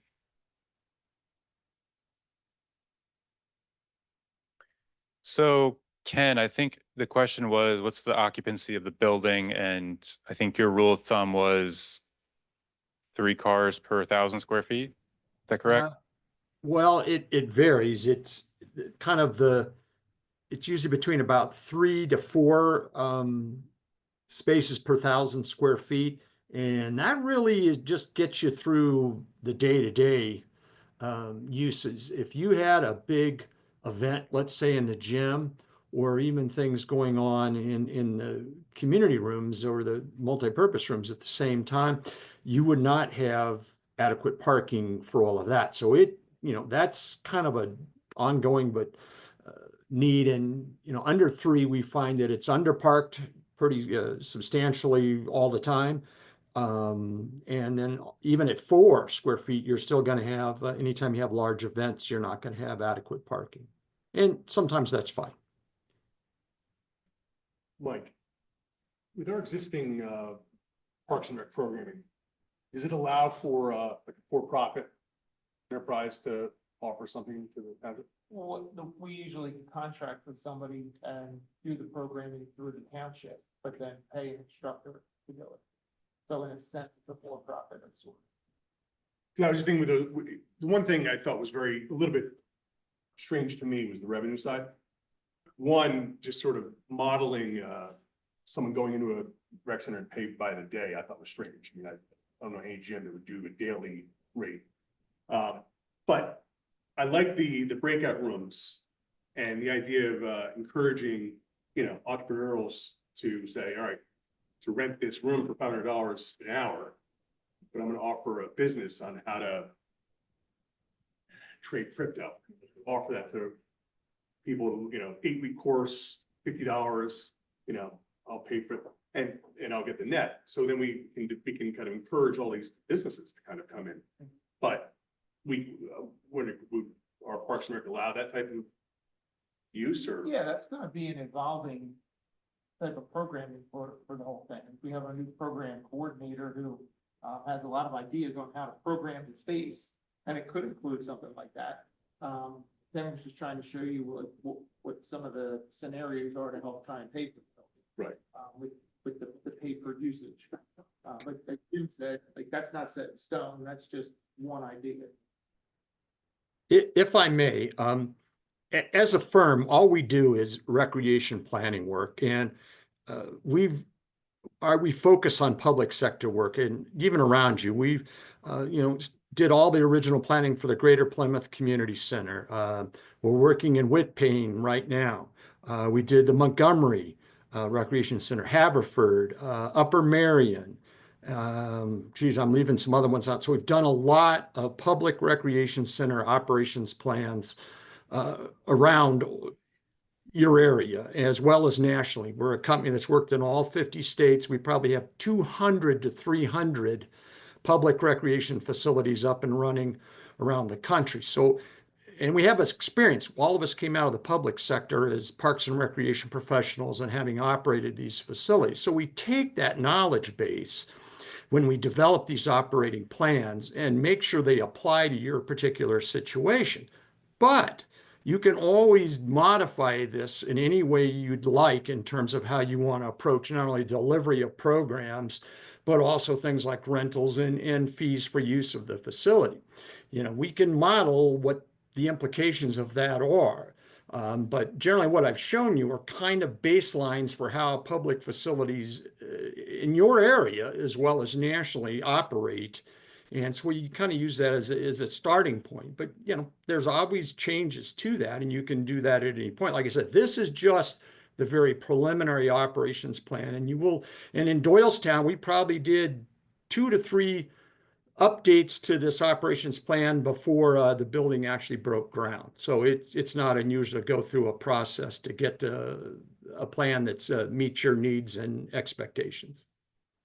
Ken, this is Susie. My question is regarding the spending index. You said it was high, and just could you contextualize that? Is that our township has a high spending index? Does that mean high as in top percentage, or is there a dollar amount associated with that? It's both. It's dollar amount and a spending number, and I'll have to bring that up actually. But the spending potential index is based on a national number of 100. So you're either obviously above that or below that. And I can't remember what the number was right off the top of my head, but you're significantly higher in terms of your SPI number is like 120 something as I recall, but I can look it up here in a second. But then also there's a dollar amount associated with that as well. Let's see if I've got anything with that. While Ken's looking that up, I wanted to contextualize the design process that John mentioned for those who are trying to understand where we're at in this process regarding things like the parking. The layout was key for, I think, the architects to get to, and that ultimately, as we got closer toward what you see here on that committee, and I serve on that committee, one thing I heard multiple times was there's still a lot of time between now and where there would be walls moved and a lot more feedback to get here to hone in on costs, right? We're still kind of high level. But to that point, there were particular layouts that, for example, might be interesting. Hey, what if we put a building right up to the park and didn't have that little side alley situation because that creates a traffic jam? Just for context, oh, well, that will reduce parking to approximately 50 spots, even though there would be some benefits, right, where people wouldn't be cutting through. Alternatively, people like using that opportunity to go to the park and being able to drive your kids up to the beach or to Laurel Beach, for example. Question about, is it more interesting to have the building all the way up front? Well, that doesn't make sense because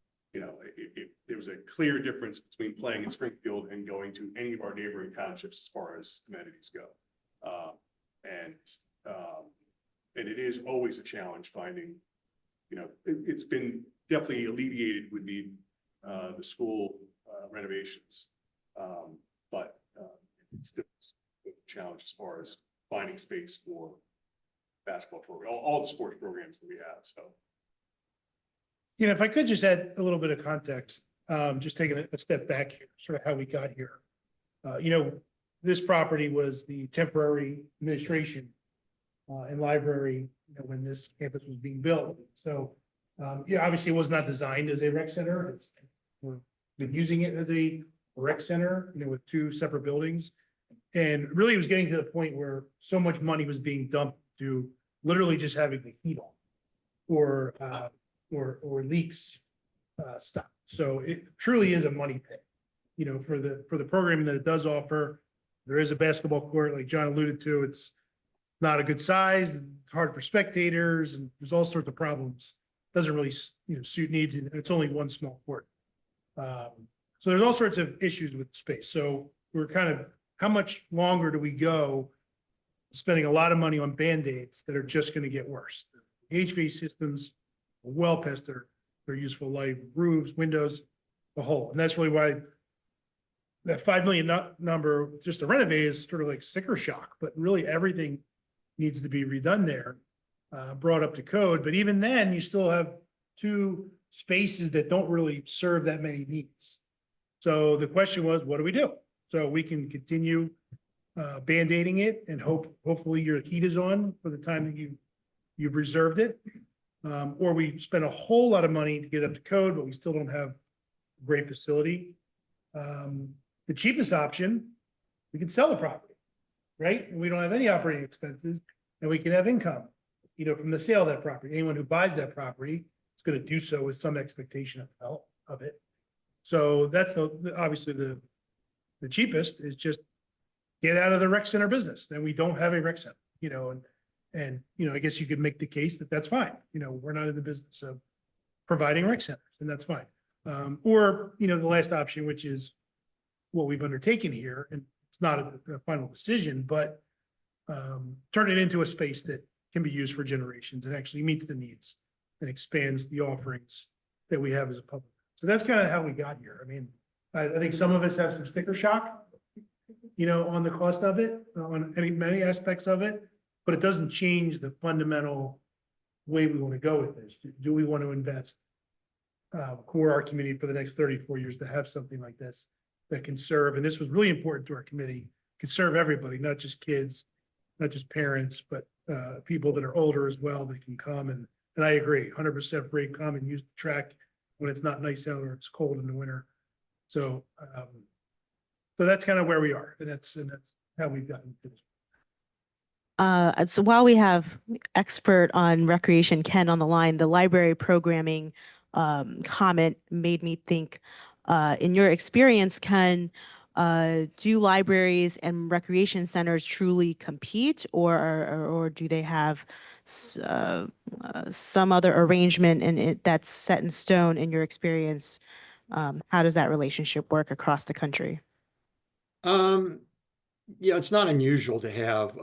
In fact, we've had some recreation centers that are attached physically to libraries, and so and both of them are providing different levels of programming.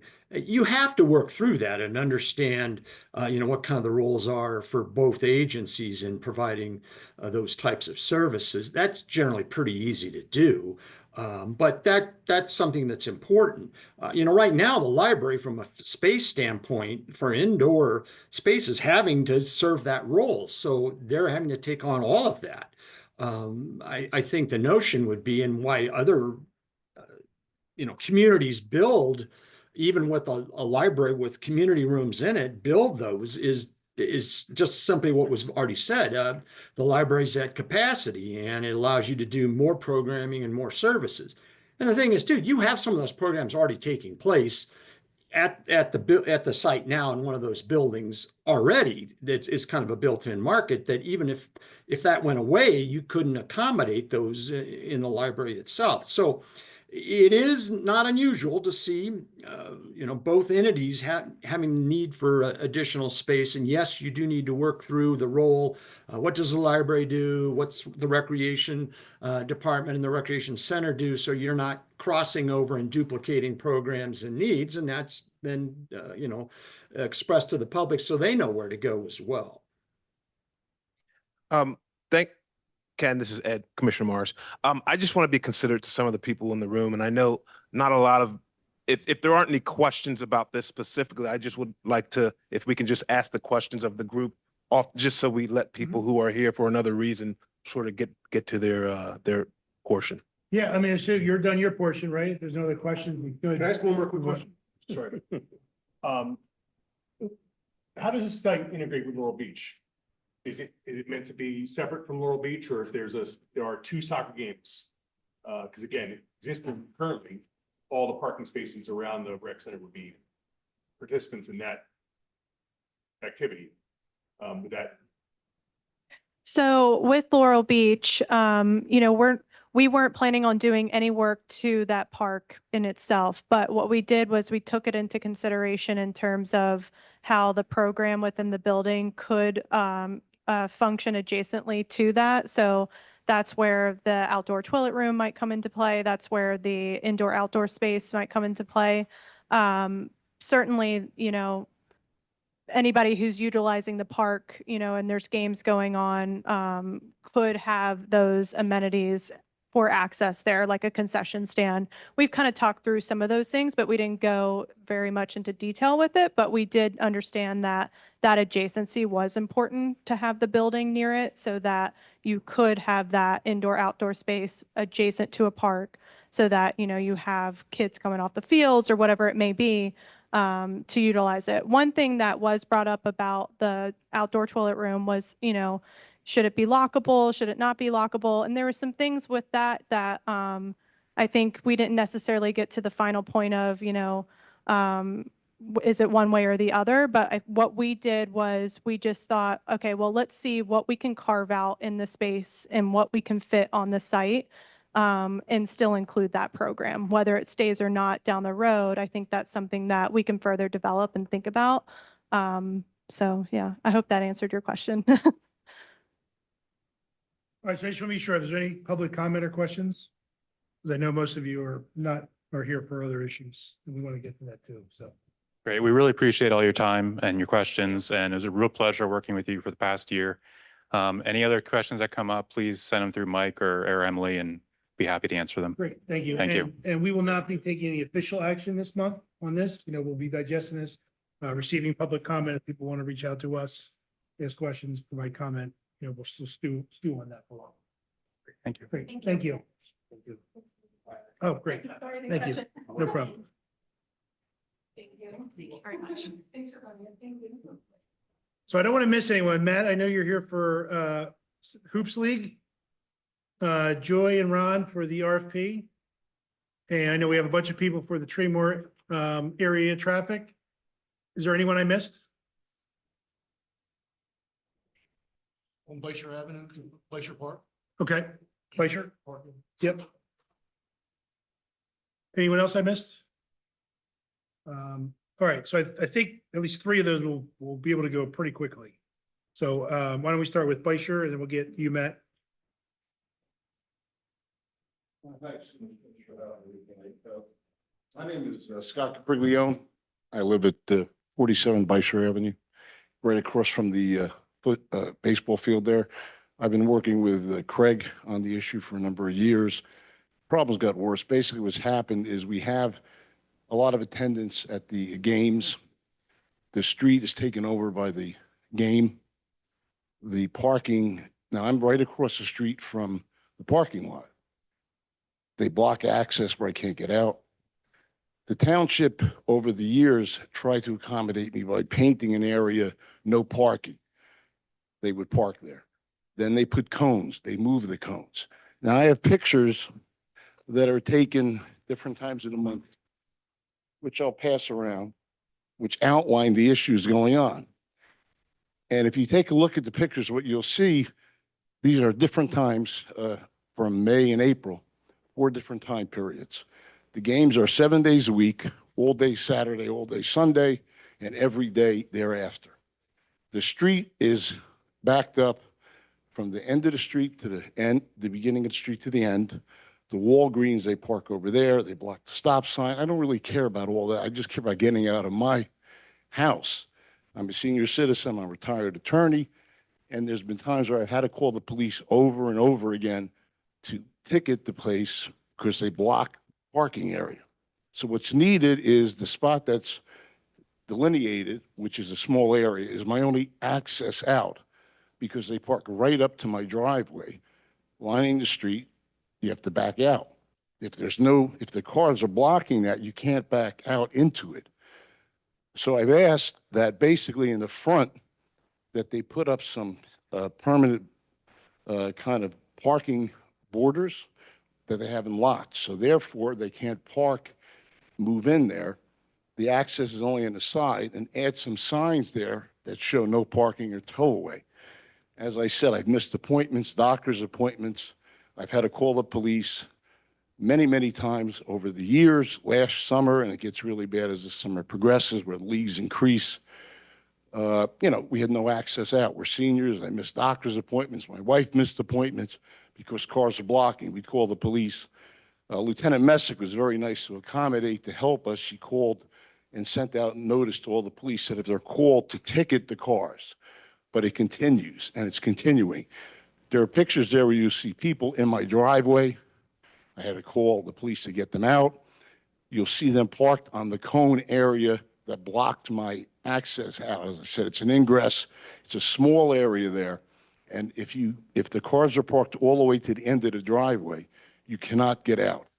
The parking lot at Beischer does not accommodate the cars that are there. I understand people want to see the games of the children. For every child, maybe there's 3 to 4 cars because families come. That parking lot gets inundated in no time. Then they park over the entire street and around and so on. And it creates a real traffic hazard, a nuisance, which is dangerous for the street. But my situation is I'm right across from the field. And if this access is blocked, I have no way of getting out. And I shouldn't have to be dedicating my life to every hour or 2 hours, whatever, try to get out to call the police every day when this thing goes on. And it's been going on continuously. Capriglione. That's all right. It sounds good. That's okay. I'd like to introduce you to the Springfield Avenue. They are here for the same reason. Oh. Oh, okay. Well, then you understand what I'm talking about. The issues that you spoke about are almost to a letter. So the purpose of them being here tonight was not to rehash what they've already, called, they took the picture. But I think the goal is we're gonna propose a solution. So you might want to stick around. Okay. For that part. But I just want. Yeah, it's a similar issue. And again, I have no problem with baseball leagues, but the amount of cars there, if you see what goes on, I'm living next to the downtown of the Spectrum. That's what I feel like. It's non-going. It's continuous. And the way they park there to block that spot, you'll see it, is something else. And as I said, the cones get moved. And I had last year, I would call a police officer because I was blocked in. They'd come ticket, the person would see it move. And then 20 minutes later, someone else was zipping that spot. And as the summer progresses, it gets worse and worse and worse. I have no problem with sports. My kids are older, they all play sports.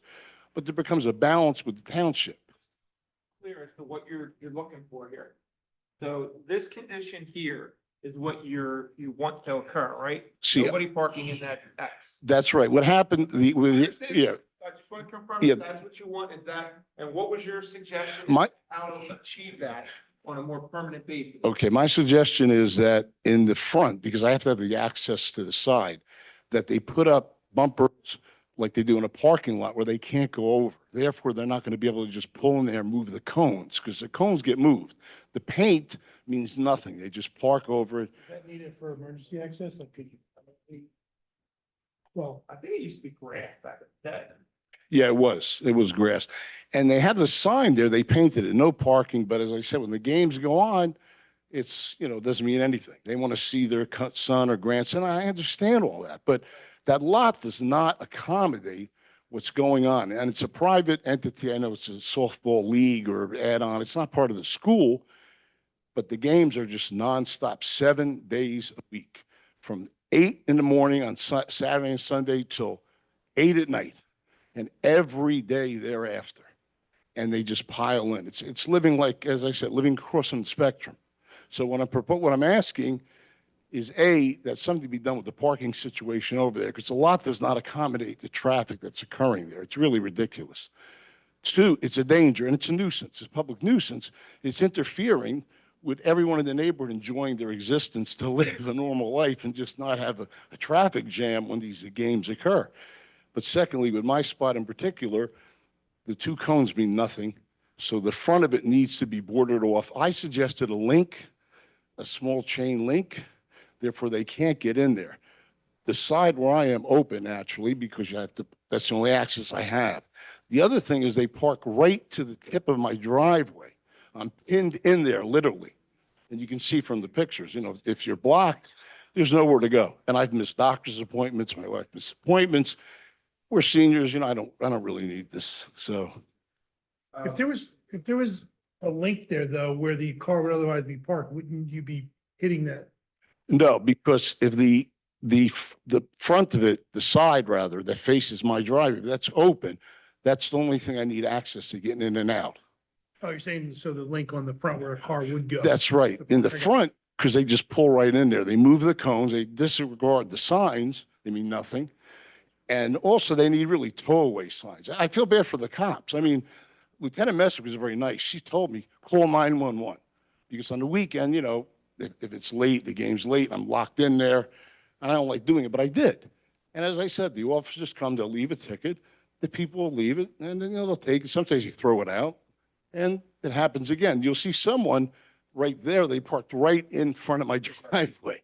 And I got out at the time, I said, excuse me, I have to get out of here. How do you expect me to get out? Frustrating, you should have it. It's a dead-end street, so there's nowhere to go. So I feel like these issues, Matt, I'm sorry, but these issues dovetail, right? Because I came with the list, and again, the purpose was not to hash some of the things that we all already have discussed here before. This is an ongoing issue. Like, so if I look at the complaints and concerns, I met with the neighbors on Tringwall, which are across the Veterans Park, where they have the softball load. And we've spoken about the increased cars due to soccer and softball, in addition to the restaurants and the Uber drivers and people double parking and not going the wrong way.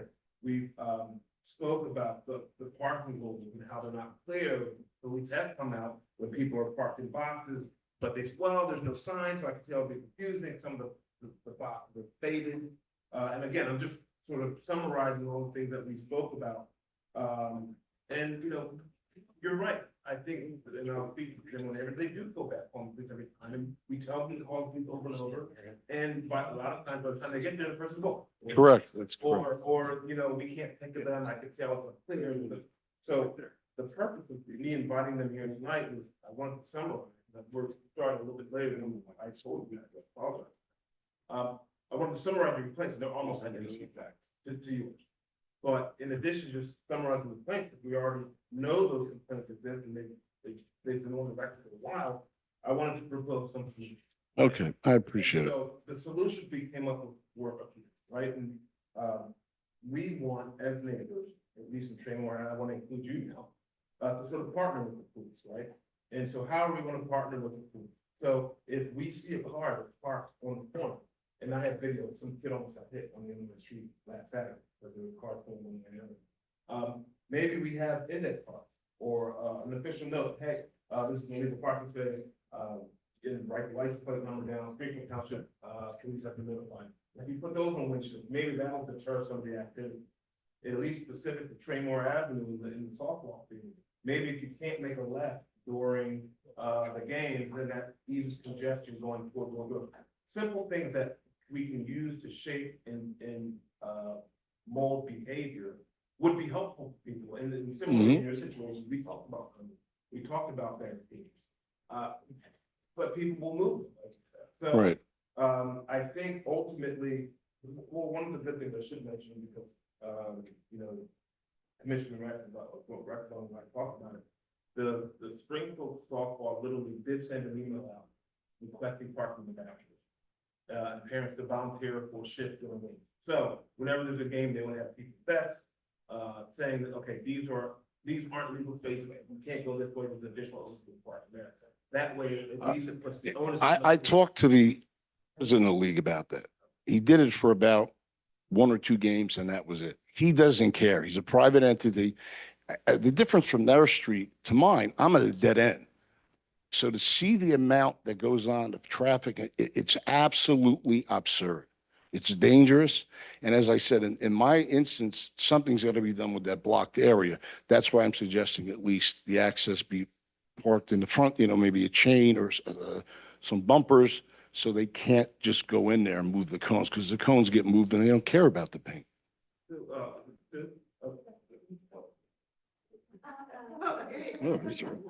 So I think it was you who said that, And we do have 2 other, I want to get them out quick. They're going to be the quickest. This conversation is going to go for a little bit. It shouldn't. I told them they only had 20 minutes and we're already done. So what I would say is we're going to propose a solution. We're going to talk about it. Her issue was that the police came. They said it was confusing. So and Mike, this is something that we should talk about. Doesn't have to be tonight, but they're here, they're concerned. I get the call all week. I get the email all week. I get the text all week. So if we can't do something about it tonight, we got to, and look, I'm not advocating vigilantism because the people are out there looking to put notes on cars, to do things that might be dangerous. So if you could just talk about the situation when the police came, what the right ticket for today. Okay, so, Susan Kerper, 815 Winmore Avenue, right across from the field, corner of Winmore and Traymore. Again, we're always told to call the police, so we do. One officer came out and there's people clearly parked in the white box by the stop sign. To me, that means no parking. If I'm incorrect, then I need to be corrected. But that is what they put there, I thought, to stop people from parking close to the corners. So officer comes out and she's like, I'm really having trouble finding the illegal cars. I'm like, what about the one right there in the white area? And she said, well, there's no signs that say no parking. And she said, if I'm having trouble knowing if I could park here or I can't, I'm assuming that all the motorists would as well. So she did not want to write a ticket. And then there was another cars, you know, down at the other corner on the angle. And I think she did ultimately write a ticket, but she said she had 3 tickets and that's all she had. So she had to pick and choose out of possible 30 tickets that she could write that she saw that night. And then Saturday, there was an issue with, I think there was a gasoline spill. So a fire truck came down, police came down. The fire truck could not turn off of Traymore Avenue onto Winmore. He had to back up a few times because it was so congested with cars on the corner that he couldn't fit. I'm trying to think what else. We called about cars in our driveway. Sometimes they say, it's not really blocking the driveway that much, so they don't write a ticket. Like, where are the defining, like, we need finite numbers, like this far from the corner, this far from the stop sign, this far from the fire hydrant, whatever it might be. Like, we need definitive numbers so that the officers know, that we know, so we're all on the same page, and we're not all on the same page. So, you know, again, they're all here for the same thing. If you guys want to handle the other 2 first, you know, please, but. Well, it's just, I think they'll be really quick. That way we can not shortchange anyone and let it go. So, Matt, why don't we bang you out real quick? So Susie, is there anything you want to lay up about this other than? This is the same program from last summer, the basketball program that instead of coming 1 week before the event, Matt Paul came with us with the basketball program now 2 months ahead of the event. Their numbers have not increased or have not included as many Springfield residents as years past, but there's a number of reasons that the committee felt would make sense for that, whether that was an increase in total of folks who are participating, and or also the difficulties of the planting folks who travel a lot in summer to do sports programs. But collectively, the Parks and Rec committee would support allowing that program to occur again and have people in sports, discussion program that I would appreciate and have no complaints about. So generally, it's recommended unless there's any issues. Right. Matt, anything you want to add? I thought you were going to ask about the golf balls that I hit into your yard last summer, but I do feel your pain. I've been at those fields, and youth sports is growing, which is a great thing. There's a lot of positivity with kids being involved, and now more than ever, grandparents are at these games. As you said, 4 cars for 1 kid. That's a reality. We're on the basketball side of things. I joked last week at the meeting that we're the friends of McKelvey Park. We try our best to clean up before sometimes from the weekend. The kids are playing basketball, or whoever's playing basketball. Sometimes they leave it with their Orland pizza, cups and things. There's always something left there. But part of our program is to, clean up after ourselves. We've had a 4-night week program for the last 4 years. This will be our 5th. And it's not an easy program to run the way we run it, but the way we run it is more inclusive. We now have scholarship opportunities. We afforded 3 kids last year to play in our program. We went door to door in the apartments, had some really great stories of kids who have sat and watched the program in the past. The program had existed very differently over the years at the Orland courts. It was a very large program. There were 3 courts at the time. There was an adult division, high school, college, and even youth division. We're proud to say that we had 4 girls divisions last year. Very difficult to run a girls-only summer league, but we do it here in the township. The challenge has been to meet the requirement of 75% Springfield Township residents to play in a summer basketball league. And I don't think we'll ever be able to get 75% unless, more younger people are moving into the township. But it's just not realistic. As somebody pointed out to me, every time there's a Springfield basketball club game here at one of our buildings, 50% of those people are outside the township. They're playing against other townships traditionally. So our program has grown from 150 kids, 66 were Springfield Township kids in 2021, which is roughly 45%. So 150 up to 280 2 years ago. And last year we were down to 197. So a question was asked, well, what do you think the right percentage should be of Springfield Township? And I said, I couldn't predict how many township residents we could possibly get. We're trying to get everybody we can. We've partnered with the Springfield Basketball Club. We were offering Springfield Township scholarships, but on average, we went from 66 to 95 township residents, 87 2 years ago, and back down to 60 last year. And part of we think that the downward trend was maybe that we started later, not knowing that we would get the permit last year. We had it the day before the league started, if you remember. So we're 2 months in advance. People still wait till the last minute because of all these other competing interests, meaning travel baseball teams, swim meets are a big challenge. We give people options of when they can play, which is also what other, Upper Dublin has a league where they give you certain dates and you bring your team. We're more, we're going to put you on a team and try to make it as, again, inclusive as possible. We keep score, but we sometimes change it at halftime. If one team is dominating, we'll change it 1 kid to the other team. We do make it boys separate than girls because girls need their own lane. They need to feel, confident. We give them their own night typically. Last year it was Thursday nights and it really works. Sometimes kids come up to the courts when they don't have a game, and if we need a player to fill in, they fill in for a team. We have playoffs. The question was asked, how do you handle playoffs? We do it based on, who's available that week. We go from July 7th or 8th until mid-August. And by the mid-August, some people are either, moved on to the soccer season, moved on to another sport at that point, or on vacation. So we even try to accommodate vacation requests.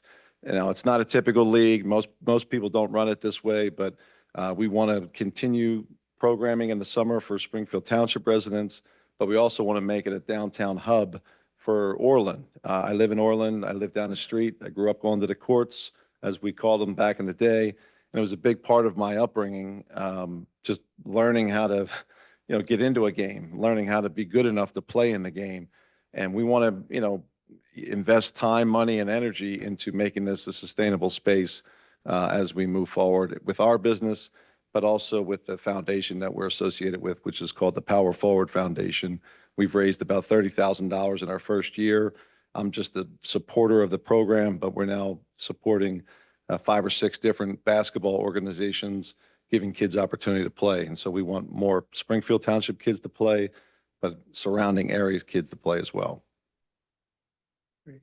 And just to give some context, the 75% rule that was the township adopted a few years ago was really in response to there were rentable spaces or usable spaces that were getting taken by outside groups sort of on a first come, first served basis. And, township groups were not able to use their own space, right? So that rule was adopted. I think in this case, like you said, the summer months, there's no Springfield league that doesn't get to use the court because of this thing. So it's, that seems to make sense to open it up. And we need the other kids to play. We wouldn't be able to do it. All right, so we would vote, the Parks and Rec Committee recommended the exception. We'll vote on that Wednesday. Any other questions for Matt? And again, thank you for your time. I always learn something. I learned something the other night about the trails, connectivity. I never would think about these things. As I get older, I'm starting to be more mindful of what goes on here in the township.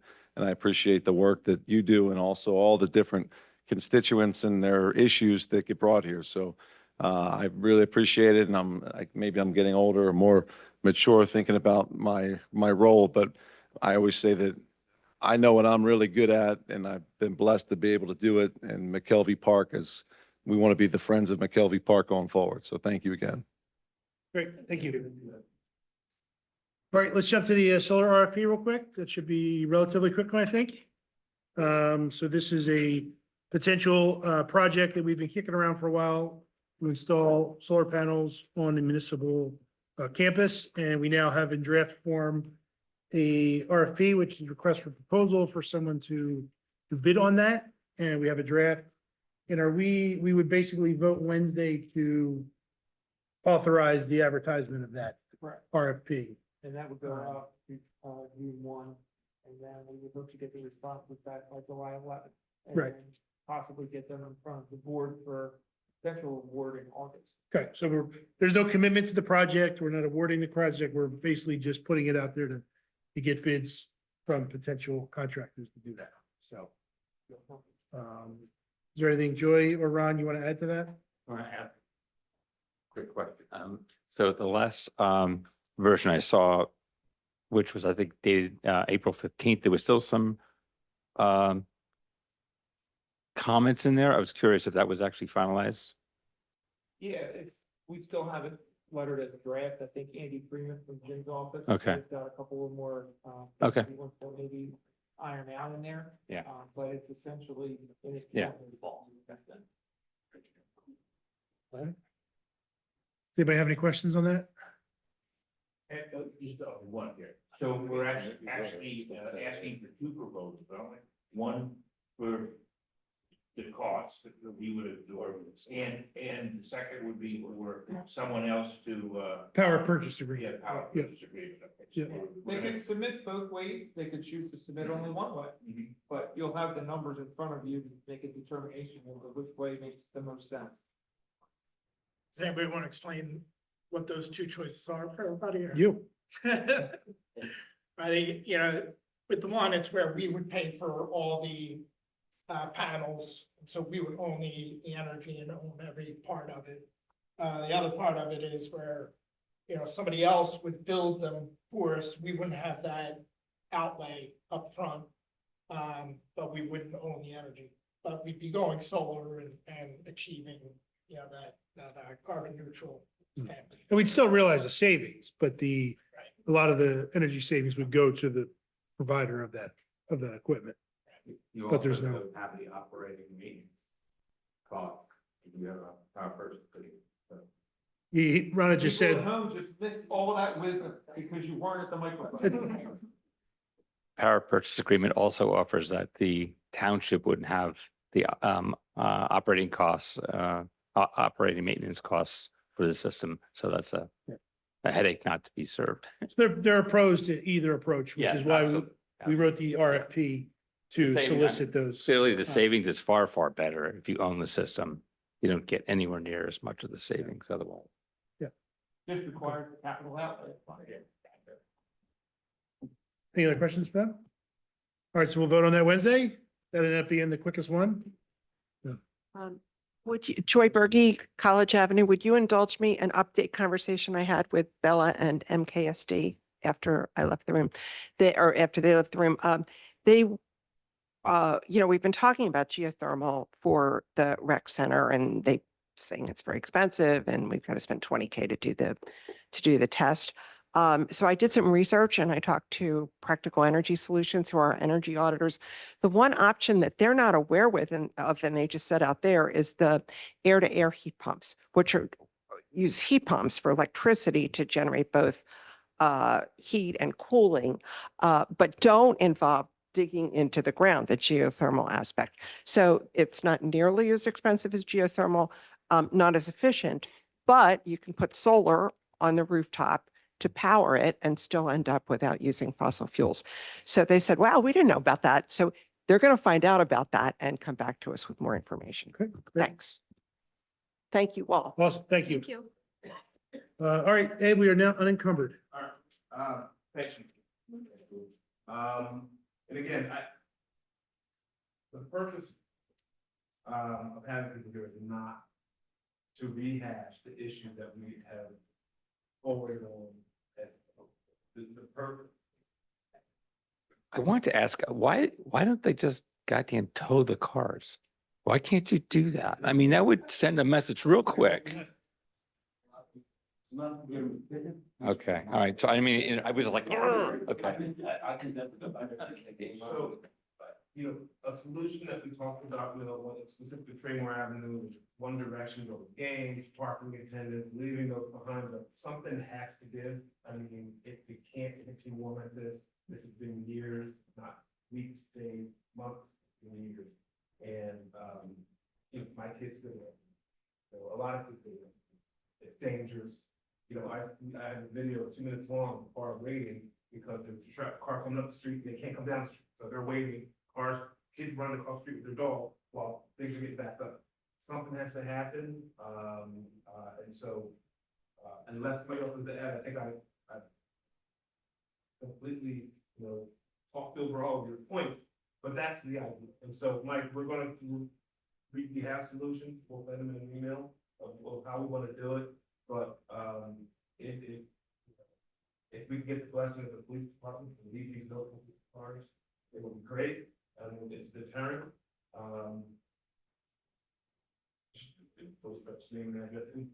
We feel your pain. Hi. My name is Lisa Roman. We are residents at 819 Gilbert, which is the house as you come down Traymore. Gilbert sticks out a little bit, so you are at the stop sign looking straight at our dogwood.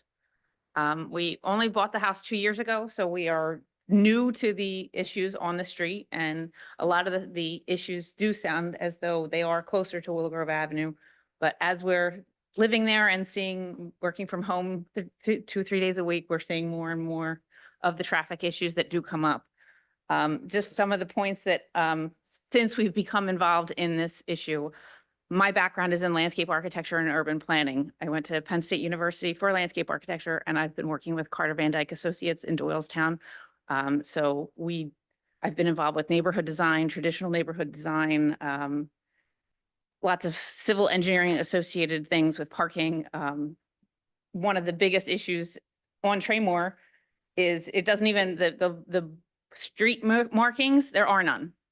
Where they do exist, they are not concurrent with the Pennsylvania online driver's manual, where they flat out say you can't park within 15 feet of a fire hydrant or within 20 feet of a crosswalk. There are no crosswalks painted on the street. There are the very few painted blocks by the stop signs that, as our neighbors have shown us pictures, they've taken pictures of cars parked right there. So there's the stop sign and they're parked on the box. Other issues, one of my concerns is that in the event one of my elderly neighbors, Donald, who lives next door, is 91, needs a fire truck or an ambulance, those are minimum 8-foot wide vehicles. Traymore is just a quick measurement on Google Earth. Traymore is 30 feet wide. If you put the standard parking space for a parallel parking is 8 feet wide. So if you have 8 feet on each side, that only leaves you 14 feet down the middle.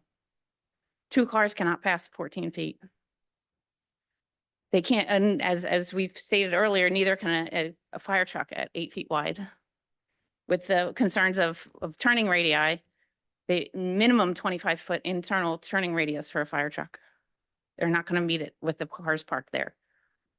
And we've seen cars parked even on the radius at our intersection. So I understand some of these points haven't been brought up. I know other examples in our townships of a 30-foot wide road, Willow Grove Avenue, there's dedicated parking on one side only.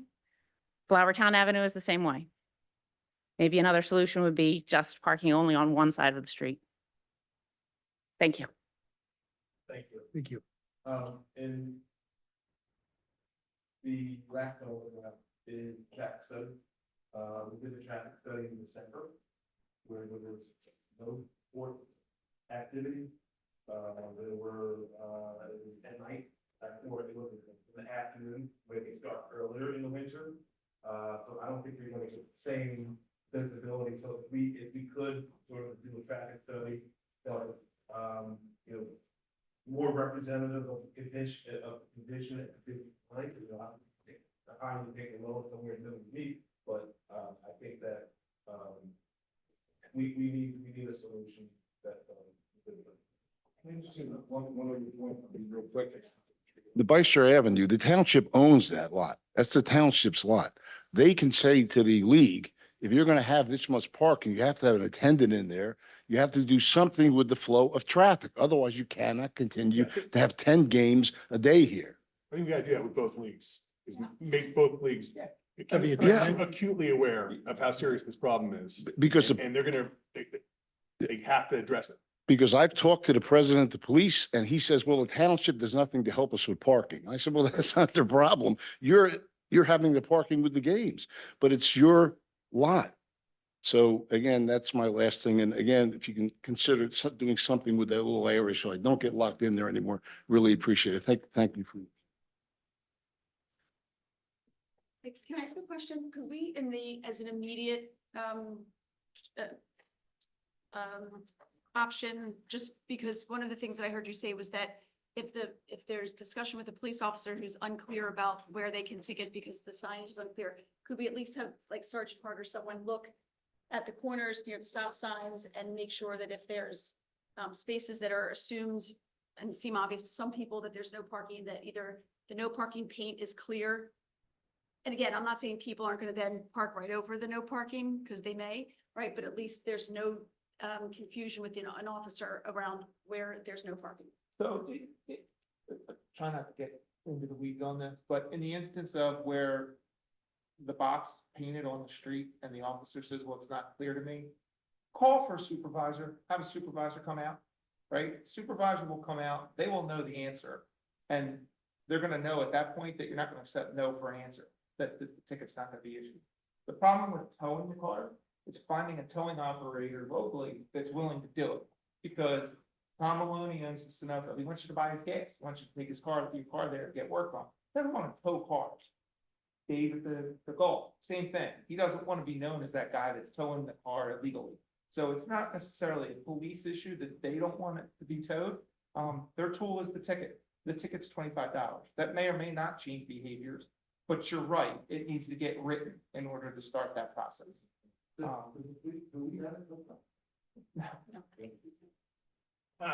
One thing I would say is the idea of an attendant.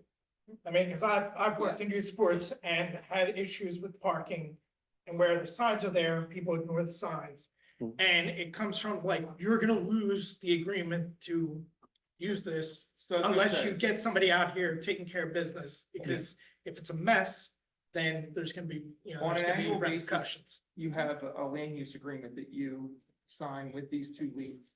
Maybe one of the conditions going forward is they need a parking attendant that is gonna police this issue on their behalf.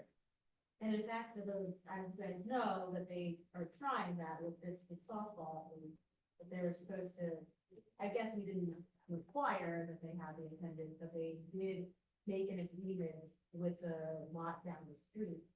But as we discussed, or that I've heard, that's not being enforced or otherwise being corrected and stuff like that. And I was thinking about that solution, that I'm not sure, I'm on team solution here, I'm not sure we can put up signage, right? It's not township signage that we recommend with the softball X organization. That's just the only criticism on the attendance side and having the issue go through. Other than, of course, you have the theoretical hammer saying, hey, we cannot have the agreement if you don't resolve this, or there's other expectations in the agreement once you match up the parking lot spots. Something else. Another thought I had was, how do people feel about resident only parking in here? For a special zone, and maybe it's identifying the zone and the rules, the parameters around the zone that you can write on a piece of paper, whatever, it's five sentences for the neighbors, five for the police officers, and everyone's on the same page. Even if the ones that already exist, you could also just reiterate them, and it sounds like that could be. Susie, the problem is, if little Johnny's coming up with bases loaded, they're gonna park right where it says residents only. But it does sound like one thing you can solve for the next immediate interim step is you need to the rule, 15 feet, 5 feet, 25 feet, whatever it is at least written down, so you have in your back pocket, when the officers come, which unfortunately that is the next, to get action. You'll have the same, you're working on the same, step one. Step two, there's new rules that, as this email, some new ideas, or we can do other suggestions. Susie, in terms of the parking attendant, I mean, we're early enough in the seasons, perhaps, that in the relationships with the league boards, right? If we can reiterate, I know it's not new to them, but if we can remind them to say this is an ongoing problem, we've already been in discussion about it. We are going to need to move towards adding that as a requirement to your land use agreement if you cannot get this under better management now. We encourage you to, when you do your volunteer sign up, there has to be a parent who volunteers to be the parking attendant for these shifts, right? You add it to your sign up genius for the volunteers, right? I know getting volunteers is hard enough, but if It's probably multiple. I mean, one person. Right, Would be perhaps, going crazy. perhaps There's multiple But areas it's like, that are can we at affected. least encourage them to be proactive on their end, saying if there's not success or cooperation, we will have to move to adding it as a requirement to your land use agreement, but giving them the opportunity to come up with some internal solutions, be successful at it, be a good partner. I don't know, I like the idea of trying to engage them and give them the opportunity before we say like, here's another requirement. And if we have to require it, we require it. I think being sure everyone's on the same page, and agree that the traffic study should be done at the appropriate time. I think we talked about doing it in spring, I think we talked about when it happens next. Please contextualize it for us and be sure that it's specific times. Sounds like we can do some information sharing from police and residents to ensure that we have the same facts that everyone's working off of. Perhaps, and I don't know, might be if it's on us or on the league, I don't see a problem. I mean, league's going to placard up that said, please be respectful of neighbors, just one of those classic. Not hold up staple signs, be respectful of neighbors, no parking here. And at least would point that. Although we've given them a lot of chances to rectify this. But that could be something we could do, let's say early in the season and see if that makes a difference. I heard some feedback that, for example, last year, the league, not so much at Little League, but at softball or at Brasher, but at veterans, they try to rearrange the schedule to stagger it and make it less voluminous at the same time. I'm not sure that we had the same outcry per se, I'm sure that wasn't required per se, but that was required in softball. I did get some feedback for what it's worth, that it did help some by other folks, who live in the neighborhood. But they I also mean, have some is- soccer. Some is relative, right? They have soccer at the same time. Right, I'm not saying that So, the yeah. feedback is all positive, but just, so you know, there's movement, feedback, maybe a couple of medium things until, and a month until that's done, perhaps sharing of information to be sure, again, with the rule that you want to clarify, that you have in your back pocket, and perhaps even people placard, do not park in neighbors, something as simple as big letters, do not do it. I've seen it, they want to, we see more than before. Really, I'm a town, been here 6 years. Not trying to be nasty. No, no. And say, tell them the patient. That's why. They're there to see their kids, right? The idea of like the neighbor putting notes on cards, I think it's a bad idea. I think that's just gonna escalate things. No, they'll get mad. It's best to let the police respond. Executives don't know what they need. Respectfully, I mean, there are dozens of calls. I get it, Ed, we're gonna have to address that with the police department. Pam, did you want to? Okay, But so also, by the same token, if a call is made, and a police officer comes up and the car has already left, that's not a police officer's fault. It's still Patty Brower, 8005 Traymore. Last weekend, on Friday, there were no cars in my driveway. Saturday, both my car and my husband's vehicle were in the driveway.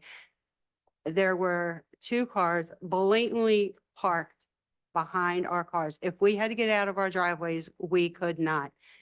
Last Friday, the same thing happened. Side of the street or No, right behind, right, blocking my driveway. If I had to get out, I couldn't. The one guy I did see, and I went out and I stood there and he was like, oh, I'm sorry, I'm sorry. I said, I don't care that you're sorry. You don't know if I have to get out. I don't care if you're here 30 seconds, 3 minutes. You're blocking my driveway. On Friday, within 10 minutes, there were 2 people that did the same thing to my neighbor. We politely told them, do you know you're blocking a driveway? And they got all huffy and puffy and they did move, but I mean, people are blatantly blocking driveways. Like, what can we do? Can we paint our curbs yellow? Can we put I mean, I have a double driveway, a double apron. How can you not? And there's 2 cars in my driveway. How can you not know that you're blocking a driveway? That's all I have on that part of the parking. Let the feedback from the staff. No.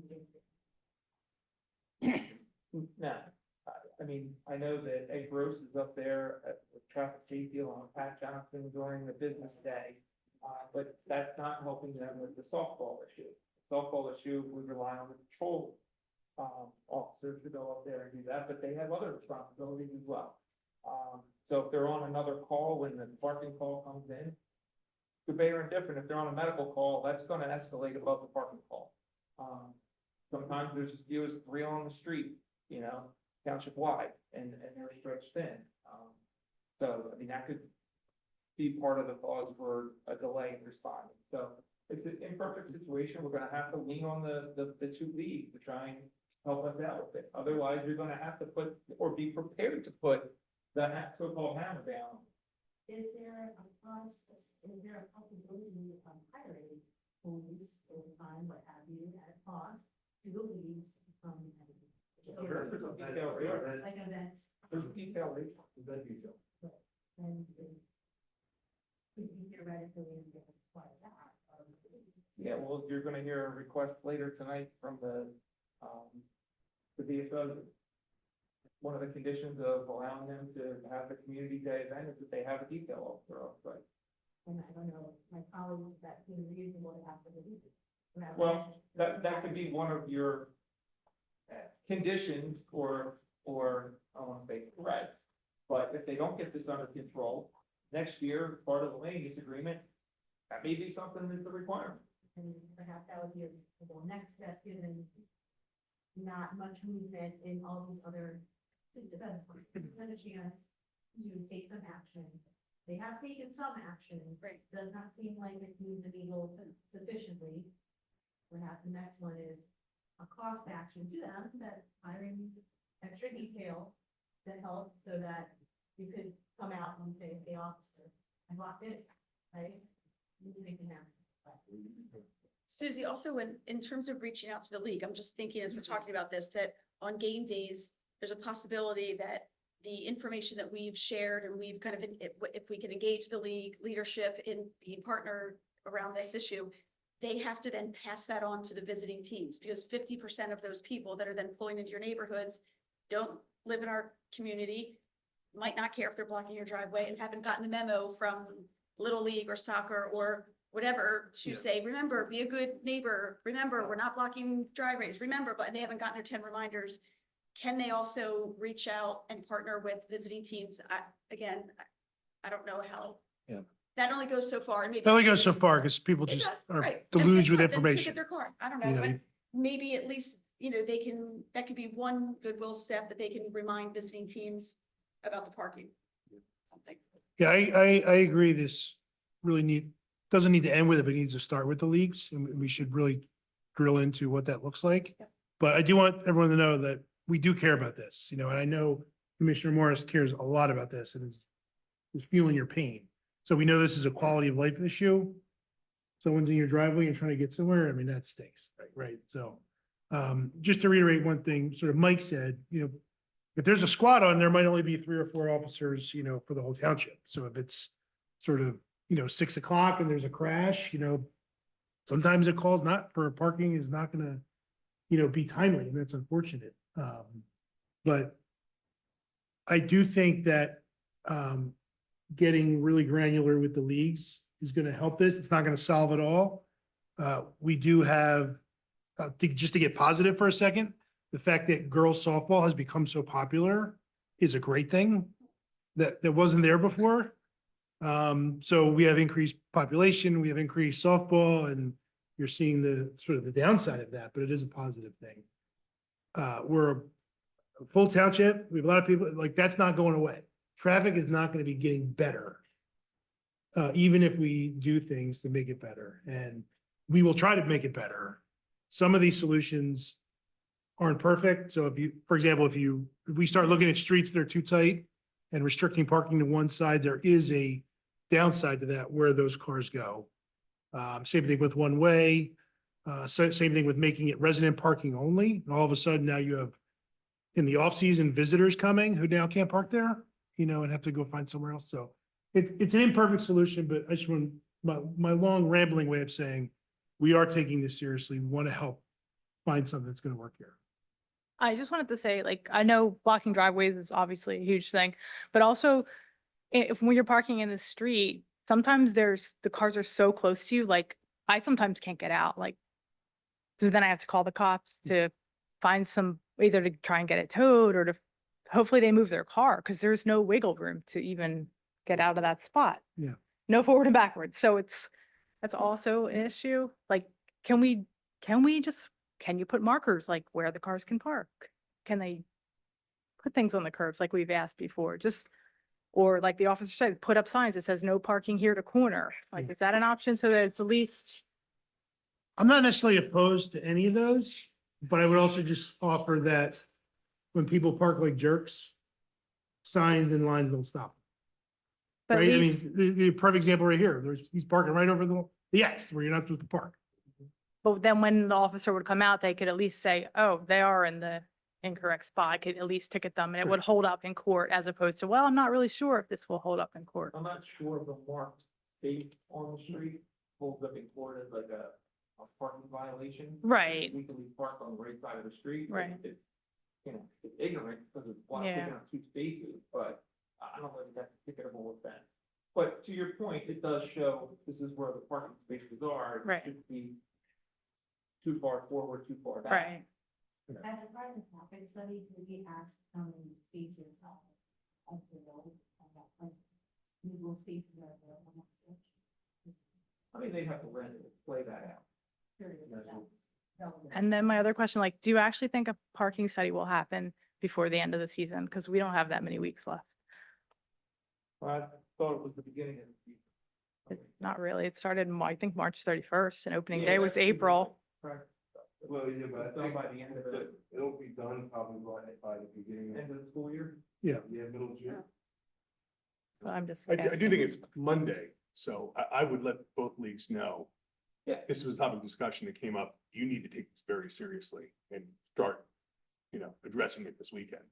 And will there be someone to actually come out after 3:30 when I know the traffic safety officer leaves? So, I mean, if you're looking for a commitment that there'll be an officer station there permanently. For the study? Yeah, I'm gonna have to find out if we can alter their schedule to try and. Right. adjust. I mean, I know he's Do there that. a lot during the day, 11, 1, like when there's not really much traffic, We have to look at it when it's bad. And kudos to whoever was on tonight because he was there and wrote a lot of tickets. So, yeah. Yeah. I don't know. Thank you.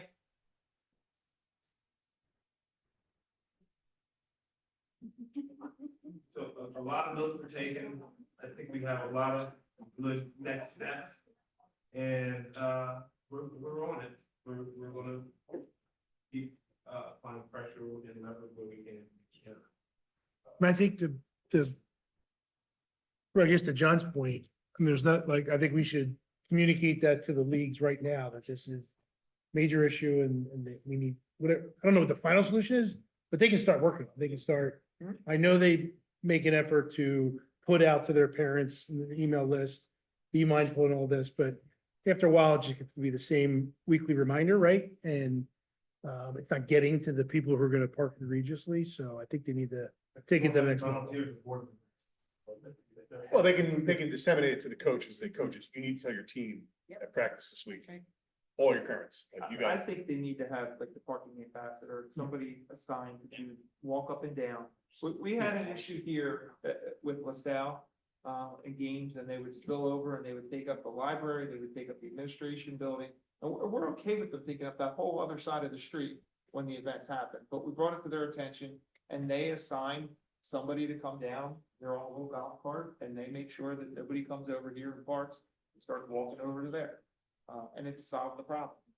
They also have sound systems, so if there are parking ambassadors walking around and they're blocking in the driveway, you can say like, hey, person with the gray Jeep, move your car or else we're calling They you don't out have too. cell phones, they can call the person on the PA system. Right. Lots of ways to. Right, in the Some case people- of Traymore, I mean, if you're in the actual lot helping with traffic there, you're not gonna see what's going on at Traymore. So it's either gotta be two people or you're really just focusing on Traymore area. Yeah, I mean, I guess Yeah, that Glaciers, the inside easier, lock just have doesn't some really need entrance to locks. the parking lot. But same thing with Bysher. And yeah, I mean, that's. This pictures.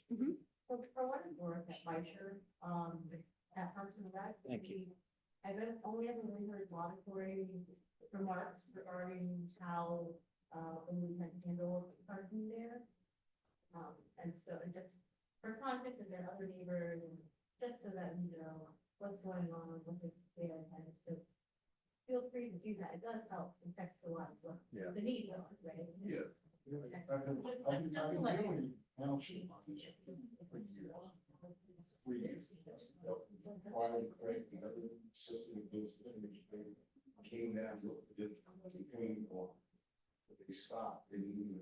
And I'm just sharing from the Parks and Rec committee, every time a league has come up, nothing but laudatory remarks regarding how Little League has came up. Not that I want to have on Little League, not at all.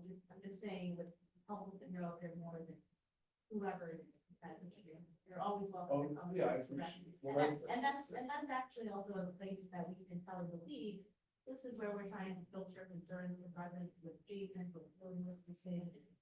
Just so that there's a place, as that said, where the conversation can be had about the.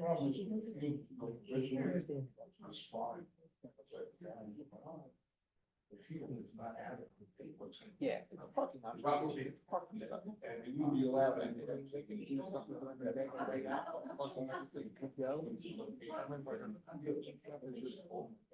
Yeah, but you're gonna- Scott. All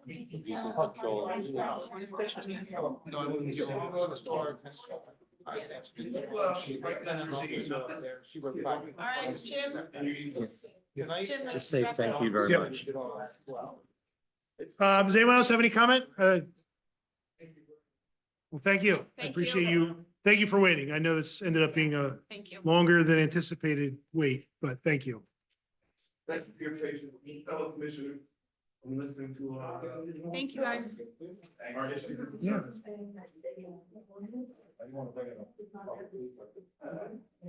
We're kind of bringing it publicly. Yeah. Now talking about the issue, I know it's probably a PennDOT state issue. And readers. Yep. So the state got. Flashing. Well, they have some additional signage, painter, design. I saw that. More so. They have not been in. It's gonna happen.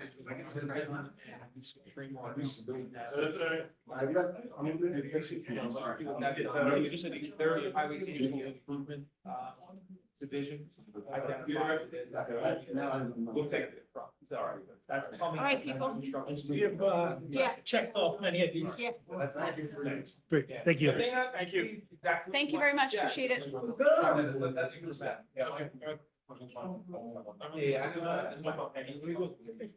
That's a little bit more involved process, with permitting and all that other stuff, like the signage and striping. And They this think this is being. have a positive impact. This is being. Appreciate it. Cool, thank you. Yeah. It's Thank still on, you. right?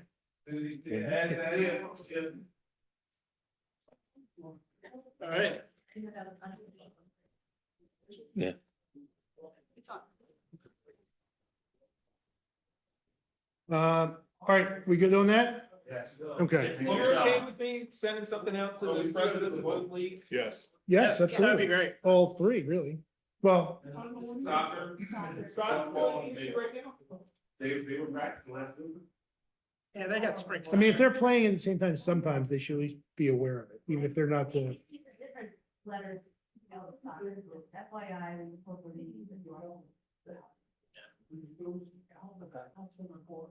Okay. Don't we have the guys who want to sell beer at the picnic or something? I think Is it? that's what they are, I think. Okay. No, I don't think so. Oh, man, oh, no, okay. I don't think so. All right, all right, so we're in charge here. Any preference? Just go in order at this point? Okay, all right. He's done. All right, it's good to get the meeting started around 10:15 or so. All right, A, we covered, folks. B, small wireless communication facilities. We'd like to pass it along to the Yep. planning commission to get the process started, if you're okay with it. Yes. I am. Okay. Any objections? Good. Okay, great. On to the report of the township manager, Mr. Mike. Is there anything in here that you want to talk about? So just to save a little bit of time, so I don't go through the whole thing? I would say yes, if we wanted to offer lunch or breakfast for Public Works. I agree. Agreed. Birthday, just acknowledge, a lot of the locals Girl Scout troops Can we make a global announcement there for you? on Wednesday. Yeah. on Yeah, Wednesday. we can announce that Wednesday. Playground. Eco Energy neighbors are gonna really complain about barbed wire. Well, it's We pretty may not far, be able to do anything. it's pretty far off the street, though. Okay. It's set back and it's only that one little square that's getting the barbed wire, right? Correct. So that's pretty far off the street. Okay. Let's go on the, the reason it is notable is that a lot of people sitting down, so there are possibility of actually, a possibility of actually, getting a much larger, a larger size than the 2-inch caliber. Yeah, tree. But the problem is, where do we plant it so that it's gonna provide the proper shade that you want without also. It'll be years. before that It'll be next- years. Without also disrupting the rubber surface, Right. because the root triggers are gonna play The the slides are always gonna be hot. If they're if the sun Yeah. just beating down. When I was a kid, if you and they're didn't burn dark your color. ass going down the slide, it wasn't a good day. Yeah, I think, I think it's. we looked into it to see if there was anything we could do, and the No, playground manufacturer, really nothing we can do. Waste of time. But if you- For future, A future tree that grows that will. Near the sunset. Yeah. Yeah. Again, which. that's what one of the solutions is, but you gotta put in giant poles, Bigger, big bigger. quarters because of the wind load. Again. Remember how hot our seatbelts were growing up? Burn yourself in the summer days? The metal slides. They were metal. Yeah, you couldn't have a cat underneath the jungle gym. Yeah, these kids are, have to be reconditioned. At work, you know, they have a different slide. They don't. Bring back cigarette lights. Yeah. Brevity. Aqua, the carbon tanks that they're gonna put in. Yep. For PFAS, how involved do you wanna get with like permitting and that kind of? Well, I have a couple questions on that. Are these now bigger structures than what are there now? Yes, And is there any maintenance requirement for us No. on those? not for us. And They're a are, very passive, filtration system, which is exactly what they were. and do they have did we given them an easement for where they are now? They own the property. They own, in both Yeah, in cases, both cases, and they'll still be on their own property. still on their Oh, own property. Okay, that's all I had. Michael, they will tell you that they're, as a public utility, they're not subject to local zoning, and that's bullshit. Excuse me. Swear So jar, 50 just cents. say, we'll waive that for them if we see a plan that we like. Okay. Okay. Yeah, we asked them to, like over in Orland, I it's a think- very industrial area. And I think the utility buildings are permitted by right over there. They're gonna deal with the stormwater management. Landscaping is probably not necessary over there. However, over in Flowertown, it's behind the Flowertown Firehouse. And, there's an adjacent residential property. I told them they need to landscape that, and they're willing to do that. Okay. So they seem very cooperative. They want to know. Yeah. They always were, I mean, 20 feet tall. of all that other They're stuff. very tall. Yeah. They're extremely tall. The one in, is that the, is Structure, not a replace. that on that fake street? No, Or it's what do you call original. that? What's the Yeah, term? Yeah, what's the term for that street? Big street. Paper Street. Big street. Is that where that is? Yeah. But the new, this, the. For what it's worth, obviously, it's great. to Continue to decrease. Yeah. And who lives in the little house? Nobody right now. You wanna move in? Damn, that's. Actually, 30 feet. Looks nice though. Like that in my front. Yeah. Wow. Get them under Down to control. 0. Moving right along, guys. No feedback. They're supposed to. That's wrong. They have a couple of them. That picture is from one that they did. Oh, yeah, that must be Willow Grove where they were, you know. Even there, they have one. But it was like in the 30 to 50 or something. Yeah. Parts per million. This is, 10 parts per million is. Any other comments on the manager report? It's a speck of sand in the Olympic sized swimming pool. Yeah, it 10 is. parts per Really million. is ridiculous. This is so unattractive. Yeah. It's like And it's probably noisy too. No. Yeah, make it look like a tree, like a big bush. Well, how do they get the water in Here's there? the part. In the They pump house. gotta have a super pump. Okay. I mean, they make machines that know the noise. It's a well, pumping it up. All right, any other comments on the manager report?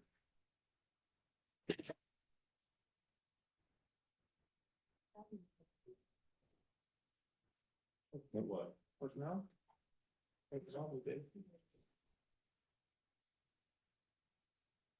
Oh, the immigration? Yeah, that was something you. That wouldn't be executive. No. Yep. Yeah. Did you read that? I read it, all this. All right, so you have any? So we'd inquired about local police department as it relates to any kind of federal immigration action. Right. And in January, for obvious reasons, we brought it up as a question, and the chief confirmed that local police departments do not enforce federal immigration law. We don't hold someone based solely on their immigration status. The Montgomery County Correctional does not, the same. And that the police department has never been asked to participate in a federal immigration action.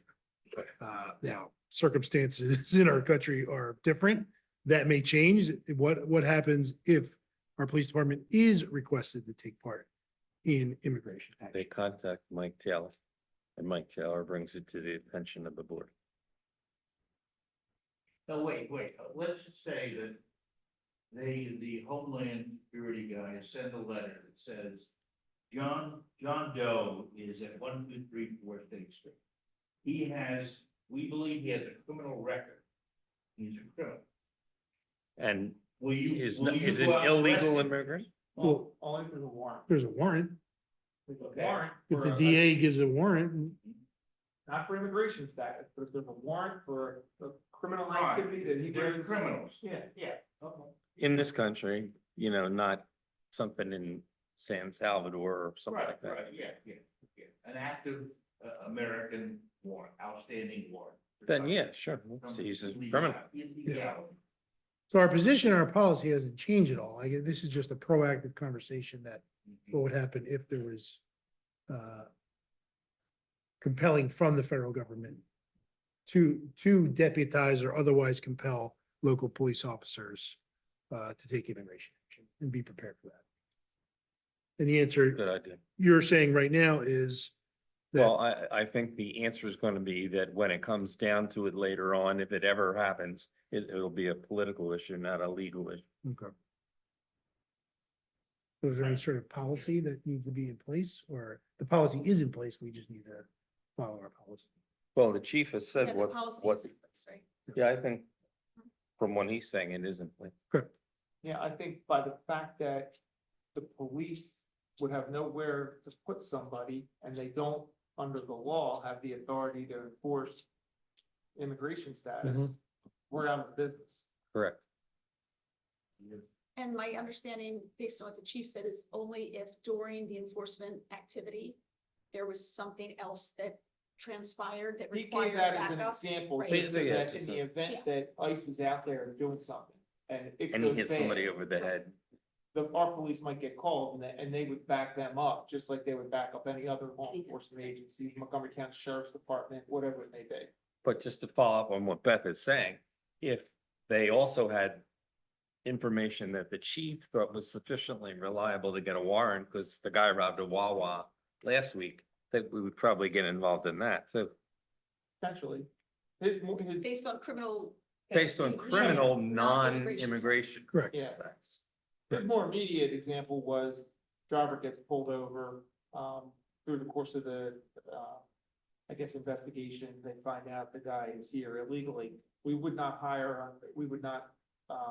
detain based upon immigration status, but if there was the driver's license or some other violation that occurred and we held them in custody, a judge may weigh that status in.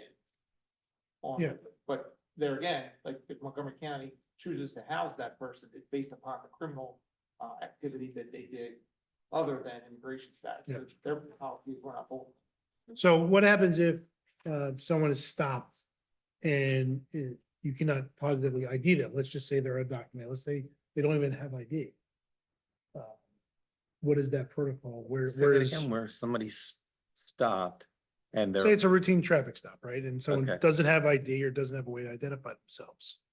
okay, well, so far they haven't committed a non-immigration crime, have they?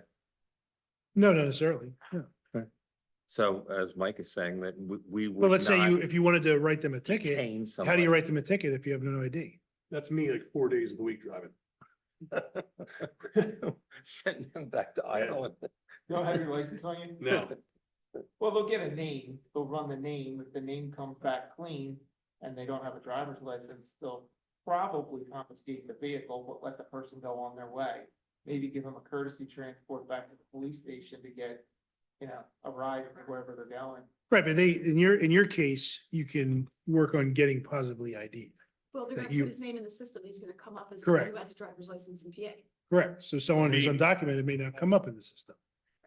So how do If you, John could use his brother's name, right? If John's got a warrant, let's just say, John could use his brother's name.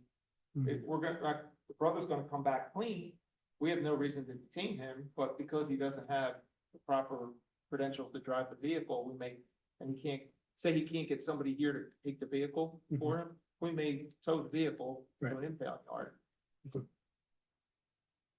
Give him courtesy transport, and then days later, if we come back with it, he was telling us a story, he may get cited by the mail. Mhm. You'll read that on TV. Okay. I had a question on the LaSalle thing with the increased parking. Are they doing anything to facilitate the increased cars going in and out of their thing? Because the parking spills over to my neighborhood. I think the worst thing, which I've had neighbors complaining to me about, is parents are using Cobden for pickup and drop off and creating a fiasco there in the morning and afternoon. So, well, that's good feedback to have, because we have a couple of good contacts at LaSalle that we can get that information. Who have been told that one of these days, the supervisors or the commissioners are gonna say, your land development's not being approved until we see a new safe entrance to all your parking somewhere else. Because that entrance right now is really dangerous. But in the immediate also, we deal with that at the top of Hawthorne Lane as well. They drop them off a lot up there. Yeah. Like at 2:30 in the afternoon. It's like Traymore Avenue from the Paper Mill Road all the way back. Yeah. Because of people who pick up their kids up here, because they don't want to deal with the traffic going. Yeah, because the entrance stinks and you can only, And they're, accommodate I two think cars at a they're time. letting their track out to Arcadia. And Arcadia exclusively uses Cobden Road for the in and out.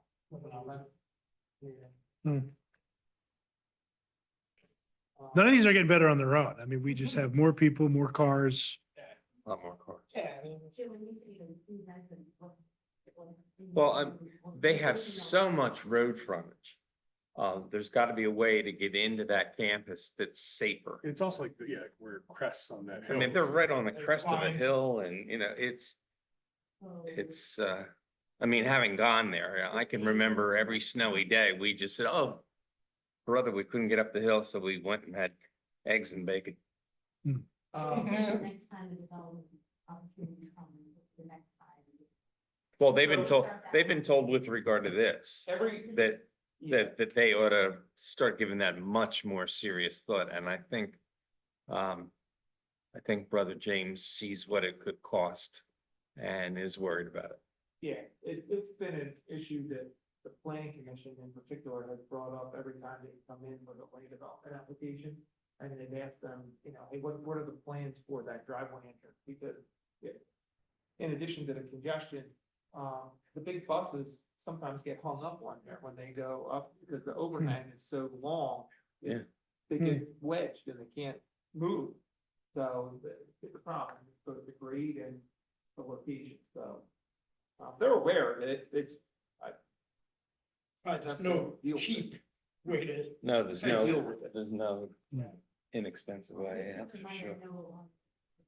Residents of my ward in Stokesbury neighborhood have long. But it seems to be the case at the direction to the south, Cheltenham, this whole area at 7:30 in the morning is Nuts. Yeah. And I don't want the commissioners to know that, but just, I think it's important to point out one time I did ask Mike about, could we add some time on paper mills and then more buses or something? The cost to maintain 2 cars, make that turn from is actually relatively high. Was this for the left turn on the Cheltenham? Just to help folks, like buses, especially getting lined up the hill and safety buses, kind of buses. You know, Route 309 backs up onto Route 309 every morning. Oh, yeah, it's back all the way up to the sign for, Church Road, getting on there. It is really, well, they know that they need to, I guess.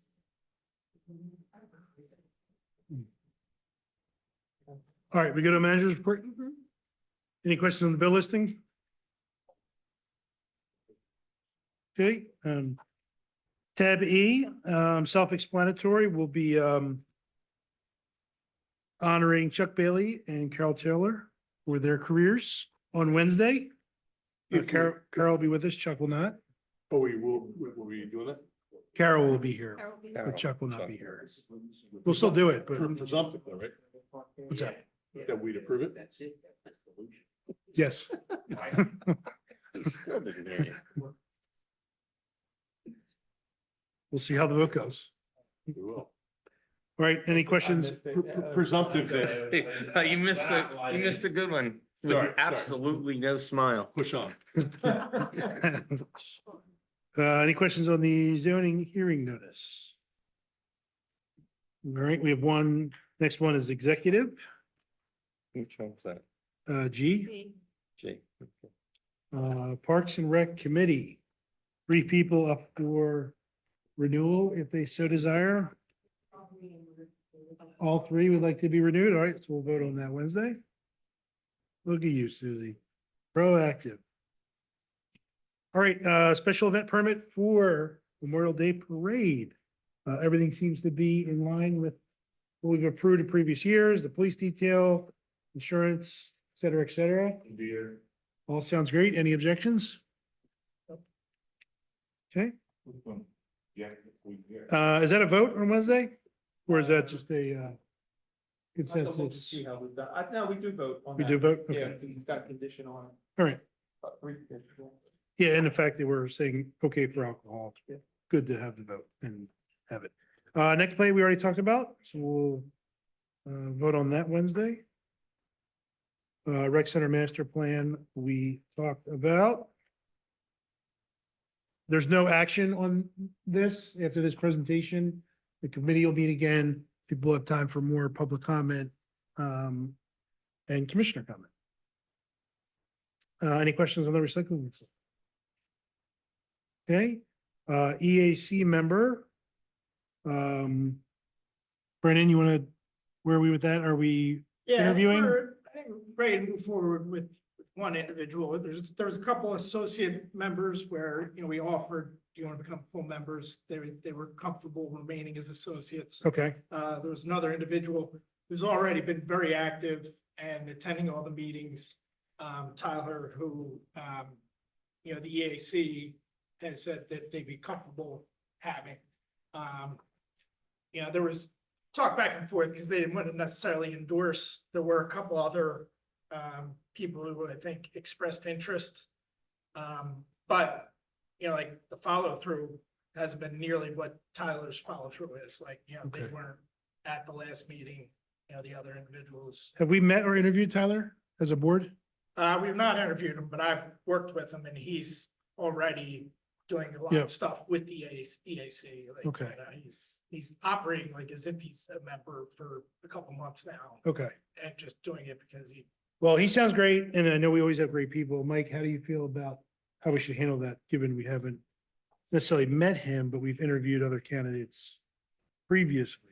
I think he did something very similar for one of the student members. You never really formally met them, but on the recommendation of the EAC. And it sounds like going forward, the EAC is going to take a less endorsing like position, but in this instance, I think they wanted to recognize that Tyler's been a big contributor for the Yep. last several months, if not, year. And that, Okay. So Brent, is your recommendation that we take a My vote on recommendation Tyler? would be to vote on Tyler. Okay, And I recommend him highly. I think the EAC, like Mike said, I think one step back, I think some of the board there was fine, like with a full endorsement. But I think some were like, feeling like they were having like undue influence Mhm. that the board should be, Yep. involved more, our board here should be involved Yep, more. okay. In that process. But I think in this instance, like if we had EAC. three candidates who were equally active and expressing the same level of interest, then, I think you do want to bring everybody in here and really dig into it, but, there's one person who is thoroughly engaged and contributing, and a couple others who have just expressed a little bit of interest. How many meetings would you say he's already been to with the EAC? Probably, I would say 5. Okay. And he's like operating on multiple projects, like with EAC board members. Yeah. Okay, well, I mean, everybody can make up their own mind. I'm fine with that. Any objections? Okay. All right, if we could vote on that Wednesday. Is that this Wednesday we're meeting? It's this Wednesday. Second Wednesday of the month, and then Every 4 to 5 weeks. every Monday preceding the second Wednesday? 30 hours. Hey, this may end up not being that, all right, solar project, we covered. We got that. Um, We got that. Walnut, we got that. And P is Friends of Light Brookstone will I make have a a, lot of questions on this one.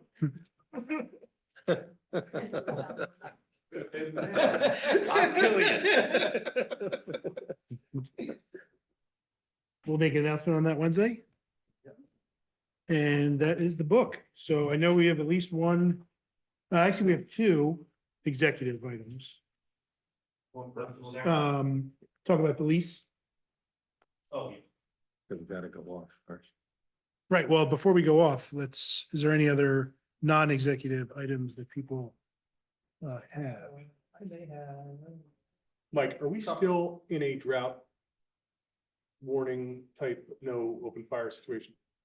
No, we're not, no, we're out of that. We're out of that. Yeah, we're out of that. We That was have a from Halloween. Fire pit They still talk about it on the news, like we're still, in a deficit. yeah. Did the county ever It was formally a- lift it? No, but it had an end date. It had a Oh, it finite did? End date. Oh, it did, okay. I didn't realize it. I had a Christmas tree I need to light up. We might have it. Hey, there's a fire marshal over there. We're out of the fire warning, right? There you go. 2 things, if I can, real quick. Community debt. Met on Friday with Kerry and Sarah. They had both been sort of they were the volunteers that kind of ran Community Day and the race. They both like to take a step back, although they'd be willing to run the race. Not really interested in doing Community Day itself. They'd be willing to try and help another entity or volunteers who wanted to step up and do it. They don't have a whole lot of confidence in one particular individual who has said, yeah, I'll do it, but then kind of like falls apart at the end. Tried to do it in the past.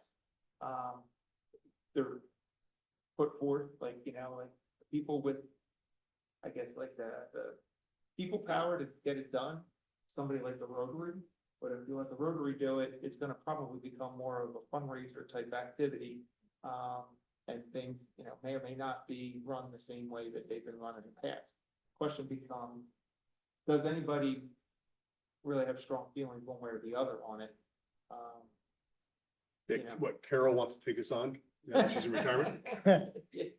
Let's add a line to her resolution.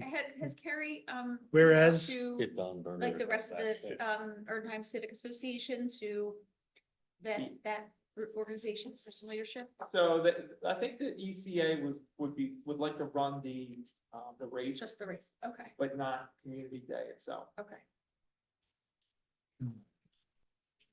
Do you know how, a lot of neighboring municipalities have their, day, right? They have it varying times of the year. Do you have a sense of how most of them are run? It's all over the place. I think we're pretty unique in the way that we run it, and that everything is free. And that we try and discourage as much as possible any kind of sales and direct exchange of money and that type of thing. Most of the places you go to is run like a carnival type Right, atmosphere. Or there's food trucks there. and Yeah, they have fire. Right. We don't have fire. They use that to offset the, Which I like, but there's also an upside to having vendors that would be interested in that, then you expand your offerings and what people do. Good. Yeah, I mean. But in so- terms of like who runs it, right? So it's not necessarily, like, for us, it's not a township event. The township provides support, Never had. obviously provides the permit for the space, but it's a private organization that's. Yeah, running. yeah, that becomes part of the next question, once you get to the threshold issue of, if you're okay with another civic group, right? I don't want to call it, let's see, the Alliance, public, somebody else. Like it was at one time, Firefighter Enhancement Association. If you had a business association or a chamber of commerce, Kiwanis, whatever, they ran it. Do you care that they're gonna run it more as like a fundraiser? And if so, the township puts forth a good deal of support, right, and cost. You know, like Ian, myself, a couple other staff members that are salaried, that we volunteer. But public works guys are getting paid. The police who are there on patrol are getting paid. The people who are, you know, with the PBA, they're not getting paid, but they have to have it. But, so like, does the free township support, go away? Or does it become something that you want to provide as an in-kind service to that group?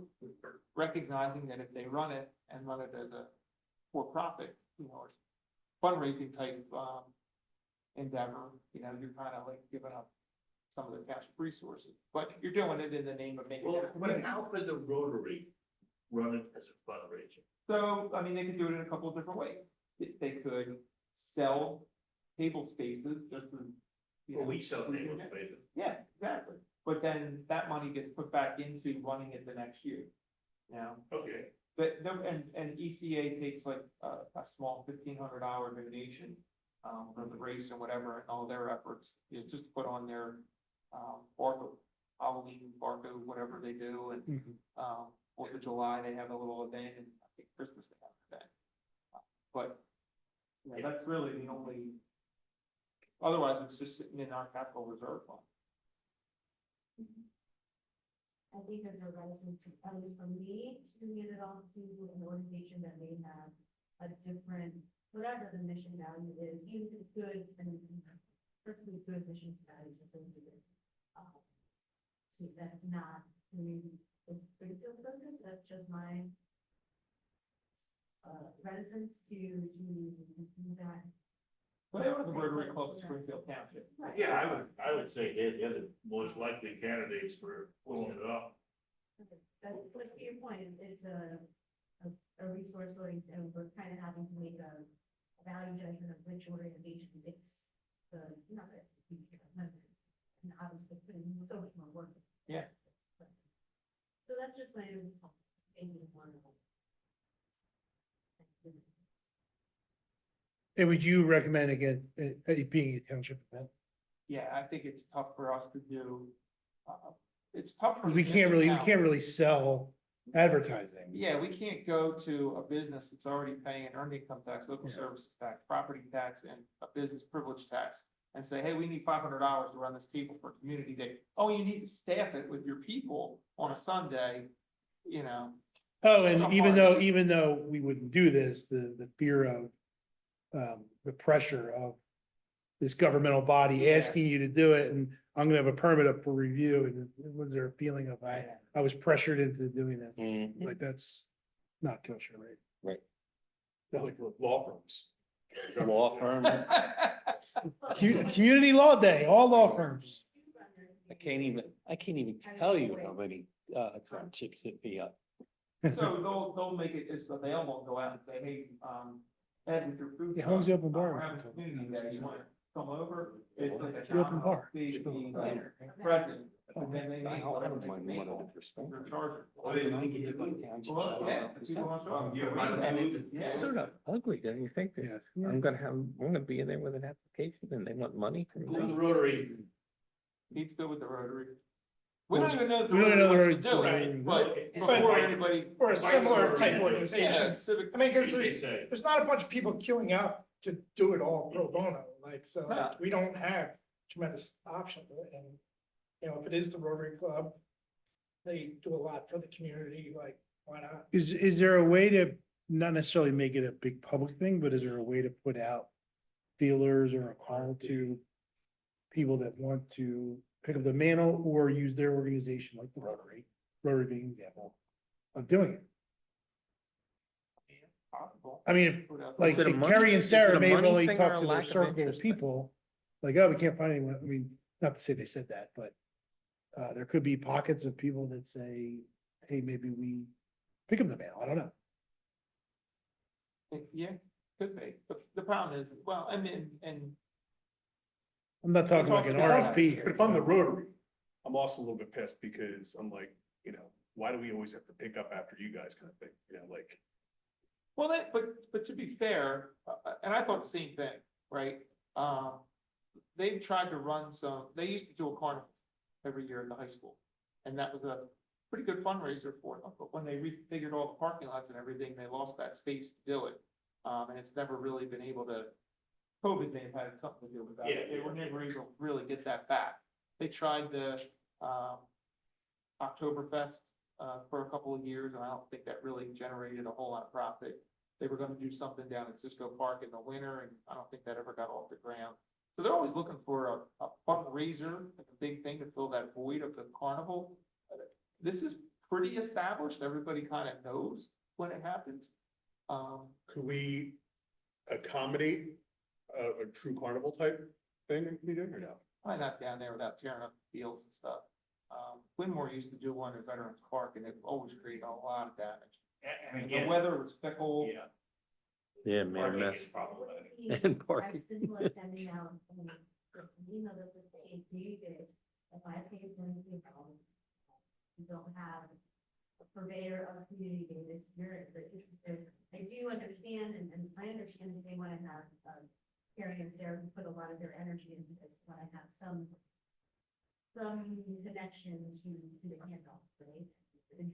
Because we haven't done that. for I think they're willing to hand off the Bible, with all those notes and everything on how to do it, but I don't think they want to be the one that steers it again with like a couple people helping. Like they want somebody to step up and take the book and do it, and they can take a step back. Yeah. And just that you don't find it helpful or hurtful, and the getting that set, is that sensible for that. Maybe it don't work. Are we married to October? So I think we landed in October for a number of years, because we were the first Sunday after Labor Day. But there were a couple little boys in town that there was a fundraiser that was run every year at the country club that we ran into conflict with. And then started moving in, and then there was like Chestnut Hill had a festival, and there was a June Fate Festival or whatever. Yeah, there's a Harry Potter festival. No, not anymore. Yeah. No, that's gone. Harry Potter put the You see, kibosh there's a on couple that. little boys in town? So that, There's a family ran a fundraiser, Family local ran- family ran a fundraiser for their sons after Labor Day. Traditional year, right? they're in college now, I just realized that. But. I know a lot of townships do May, and you probably run in the same conflicts in May too, but. Essentially. Yeah, the good news of October is the works well to the race, a lot of beating races. Yeah. It's, it's a time when everyone's back on vacation. At the World Series. Or not looking for it going, Yeah. so it's kind of a, Had good weather the last few years. You gotta make sure Eagles don't play at 1 o'clock. yeah, we always do that. I just feel like an email or whatever the gesture is, make it fair across the township, it's no practice that, they should make it fair and give them some discretion and say, no, they know who's involved and not, right? It's not gonna be some random two people. Are we an executive or no? No. No, So. I'll reach out. Maybe after the fact. And see if Carol does one. Don't rule that out. we'll add a line to a resolution, whereas Carol picked up the mantle of Community Day. You're so bored. Bored of the township. School district, they're putting a roof on the high school. We traditionally. Doesn't have a roof? It does have a roof, but they're replacing the roof. We traditionally waive all permit fees for the school district, because any group of people are gonna Mark just wanted me to know that it'd be about a $40,000 permit if we were to charge them. Be okay with us not charging them, but we do charge them for the inspector's time that's out there, just like we would for Tim's time. Yeah. Follow me. You guys are, we're not doing it for free, but we're just not property. Right. Same universe of people are gonna pay. Mm-hmm. Yeah. Great. That's all I got. I asked Mike this earlier. Is it the RACP 5 million that we have sort of earmarked? If we don't use it, we lose it. That could go towards the rec center project. And we just saw an email, we both saw an email by Napoleon Nelson. Is that, you have to use it or lose it this year? I think by 2026. Oh, okay, we can do that. But he- we have to- Because you actually have to spend it. Well, how much is left? 5 million. We have 5 million left. We never used it? Yeah, we put into a bill, I thought we bought like, it was put into a bill in 2020 by Senator Haywood. Project number 11409 for $5 million. But we have to wait for an itemization in the budget, so we have to kind of like make our case for that. Like, you have it earmarked, and now you have to write an application Right. with a project. Did you say that we have 1 year to use that? Most of the When they grants, open up the time period. most of the grants, are what they call reimbursement grants. So you must literally have to spend the it money and first. ask for it. Okay. So got it. this is a sources and uses thing where, we can get periodic drawdowns. But if we spend 100,000, they're only giving us 50,000 back. We go have another construction draw that's 100,000, you're only getting 50,000 back. So we're spending 200, we get 100,000 back, you know, Right. all the way up. And then we're gonna have to spend 10 million in order to get 5 million. well, So my question to Mike, and he's gonna look into it, can we actually try to get more? Yeah. Because if this project is, you can go up to a 50-50 match, right? So if we had 8 and we spent 8, we could spend 16. So we'd have to ask the question. If we can leverage RACP with RACP. You cannot leverage RACP grants with other state grants. One other thing that was actually Peter, you wanted to sort of do a postmortem on the Truist, and how it affected us in golf, and I thought it went very well. I wanted to. I had to go I had past there no a problem. number of times. Yeah, It really wasn't that bad. no, I think they did an extremely good job of moving, parking people and then shuttling them into Yeah. the show. Yeah, very efficiently done. When I got dropped off Thursday, and Officer Perini was there directing traffic off of Joshua Road. Was that? Yeah, Officer Perini, oh, okay, Boone was there for a long time. Yeah. Very efficient and and the amount of inside the place, You should call me. Path Patrol, they had people that were called Path Patrol. They were all over, just like. Yeah. You have all these places where the carts got to go through, or people, and they're just like, pop, pop, pop, pop, pop, pop. They just move the pedestrians off the path. Yeah. Very efficiently. Yes. Well, it's plenty brown out there this morning. All the paths. I wonder how long it'll take to get green. They can spray it. Don't they have like something like 30 days, 45 days to get it back to its condition or something like that? Well, they don't have the tournament next year. Yeah, I know, but don't they have like a certain period of time when they have to turn and get rid of all the stuff that they brought in? You guys should talk about that at the end of the meeting. Good call. Good deal. All right, anything else before we go to executive? All right, folks, we are now at the end of our meeting. We do have a couple executive items, but we will not be back for any more public meetings. So thank you for being with us. Do we have anybody with us? No, okay. Did you have anybody before? They all got off. We had 2 earlier.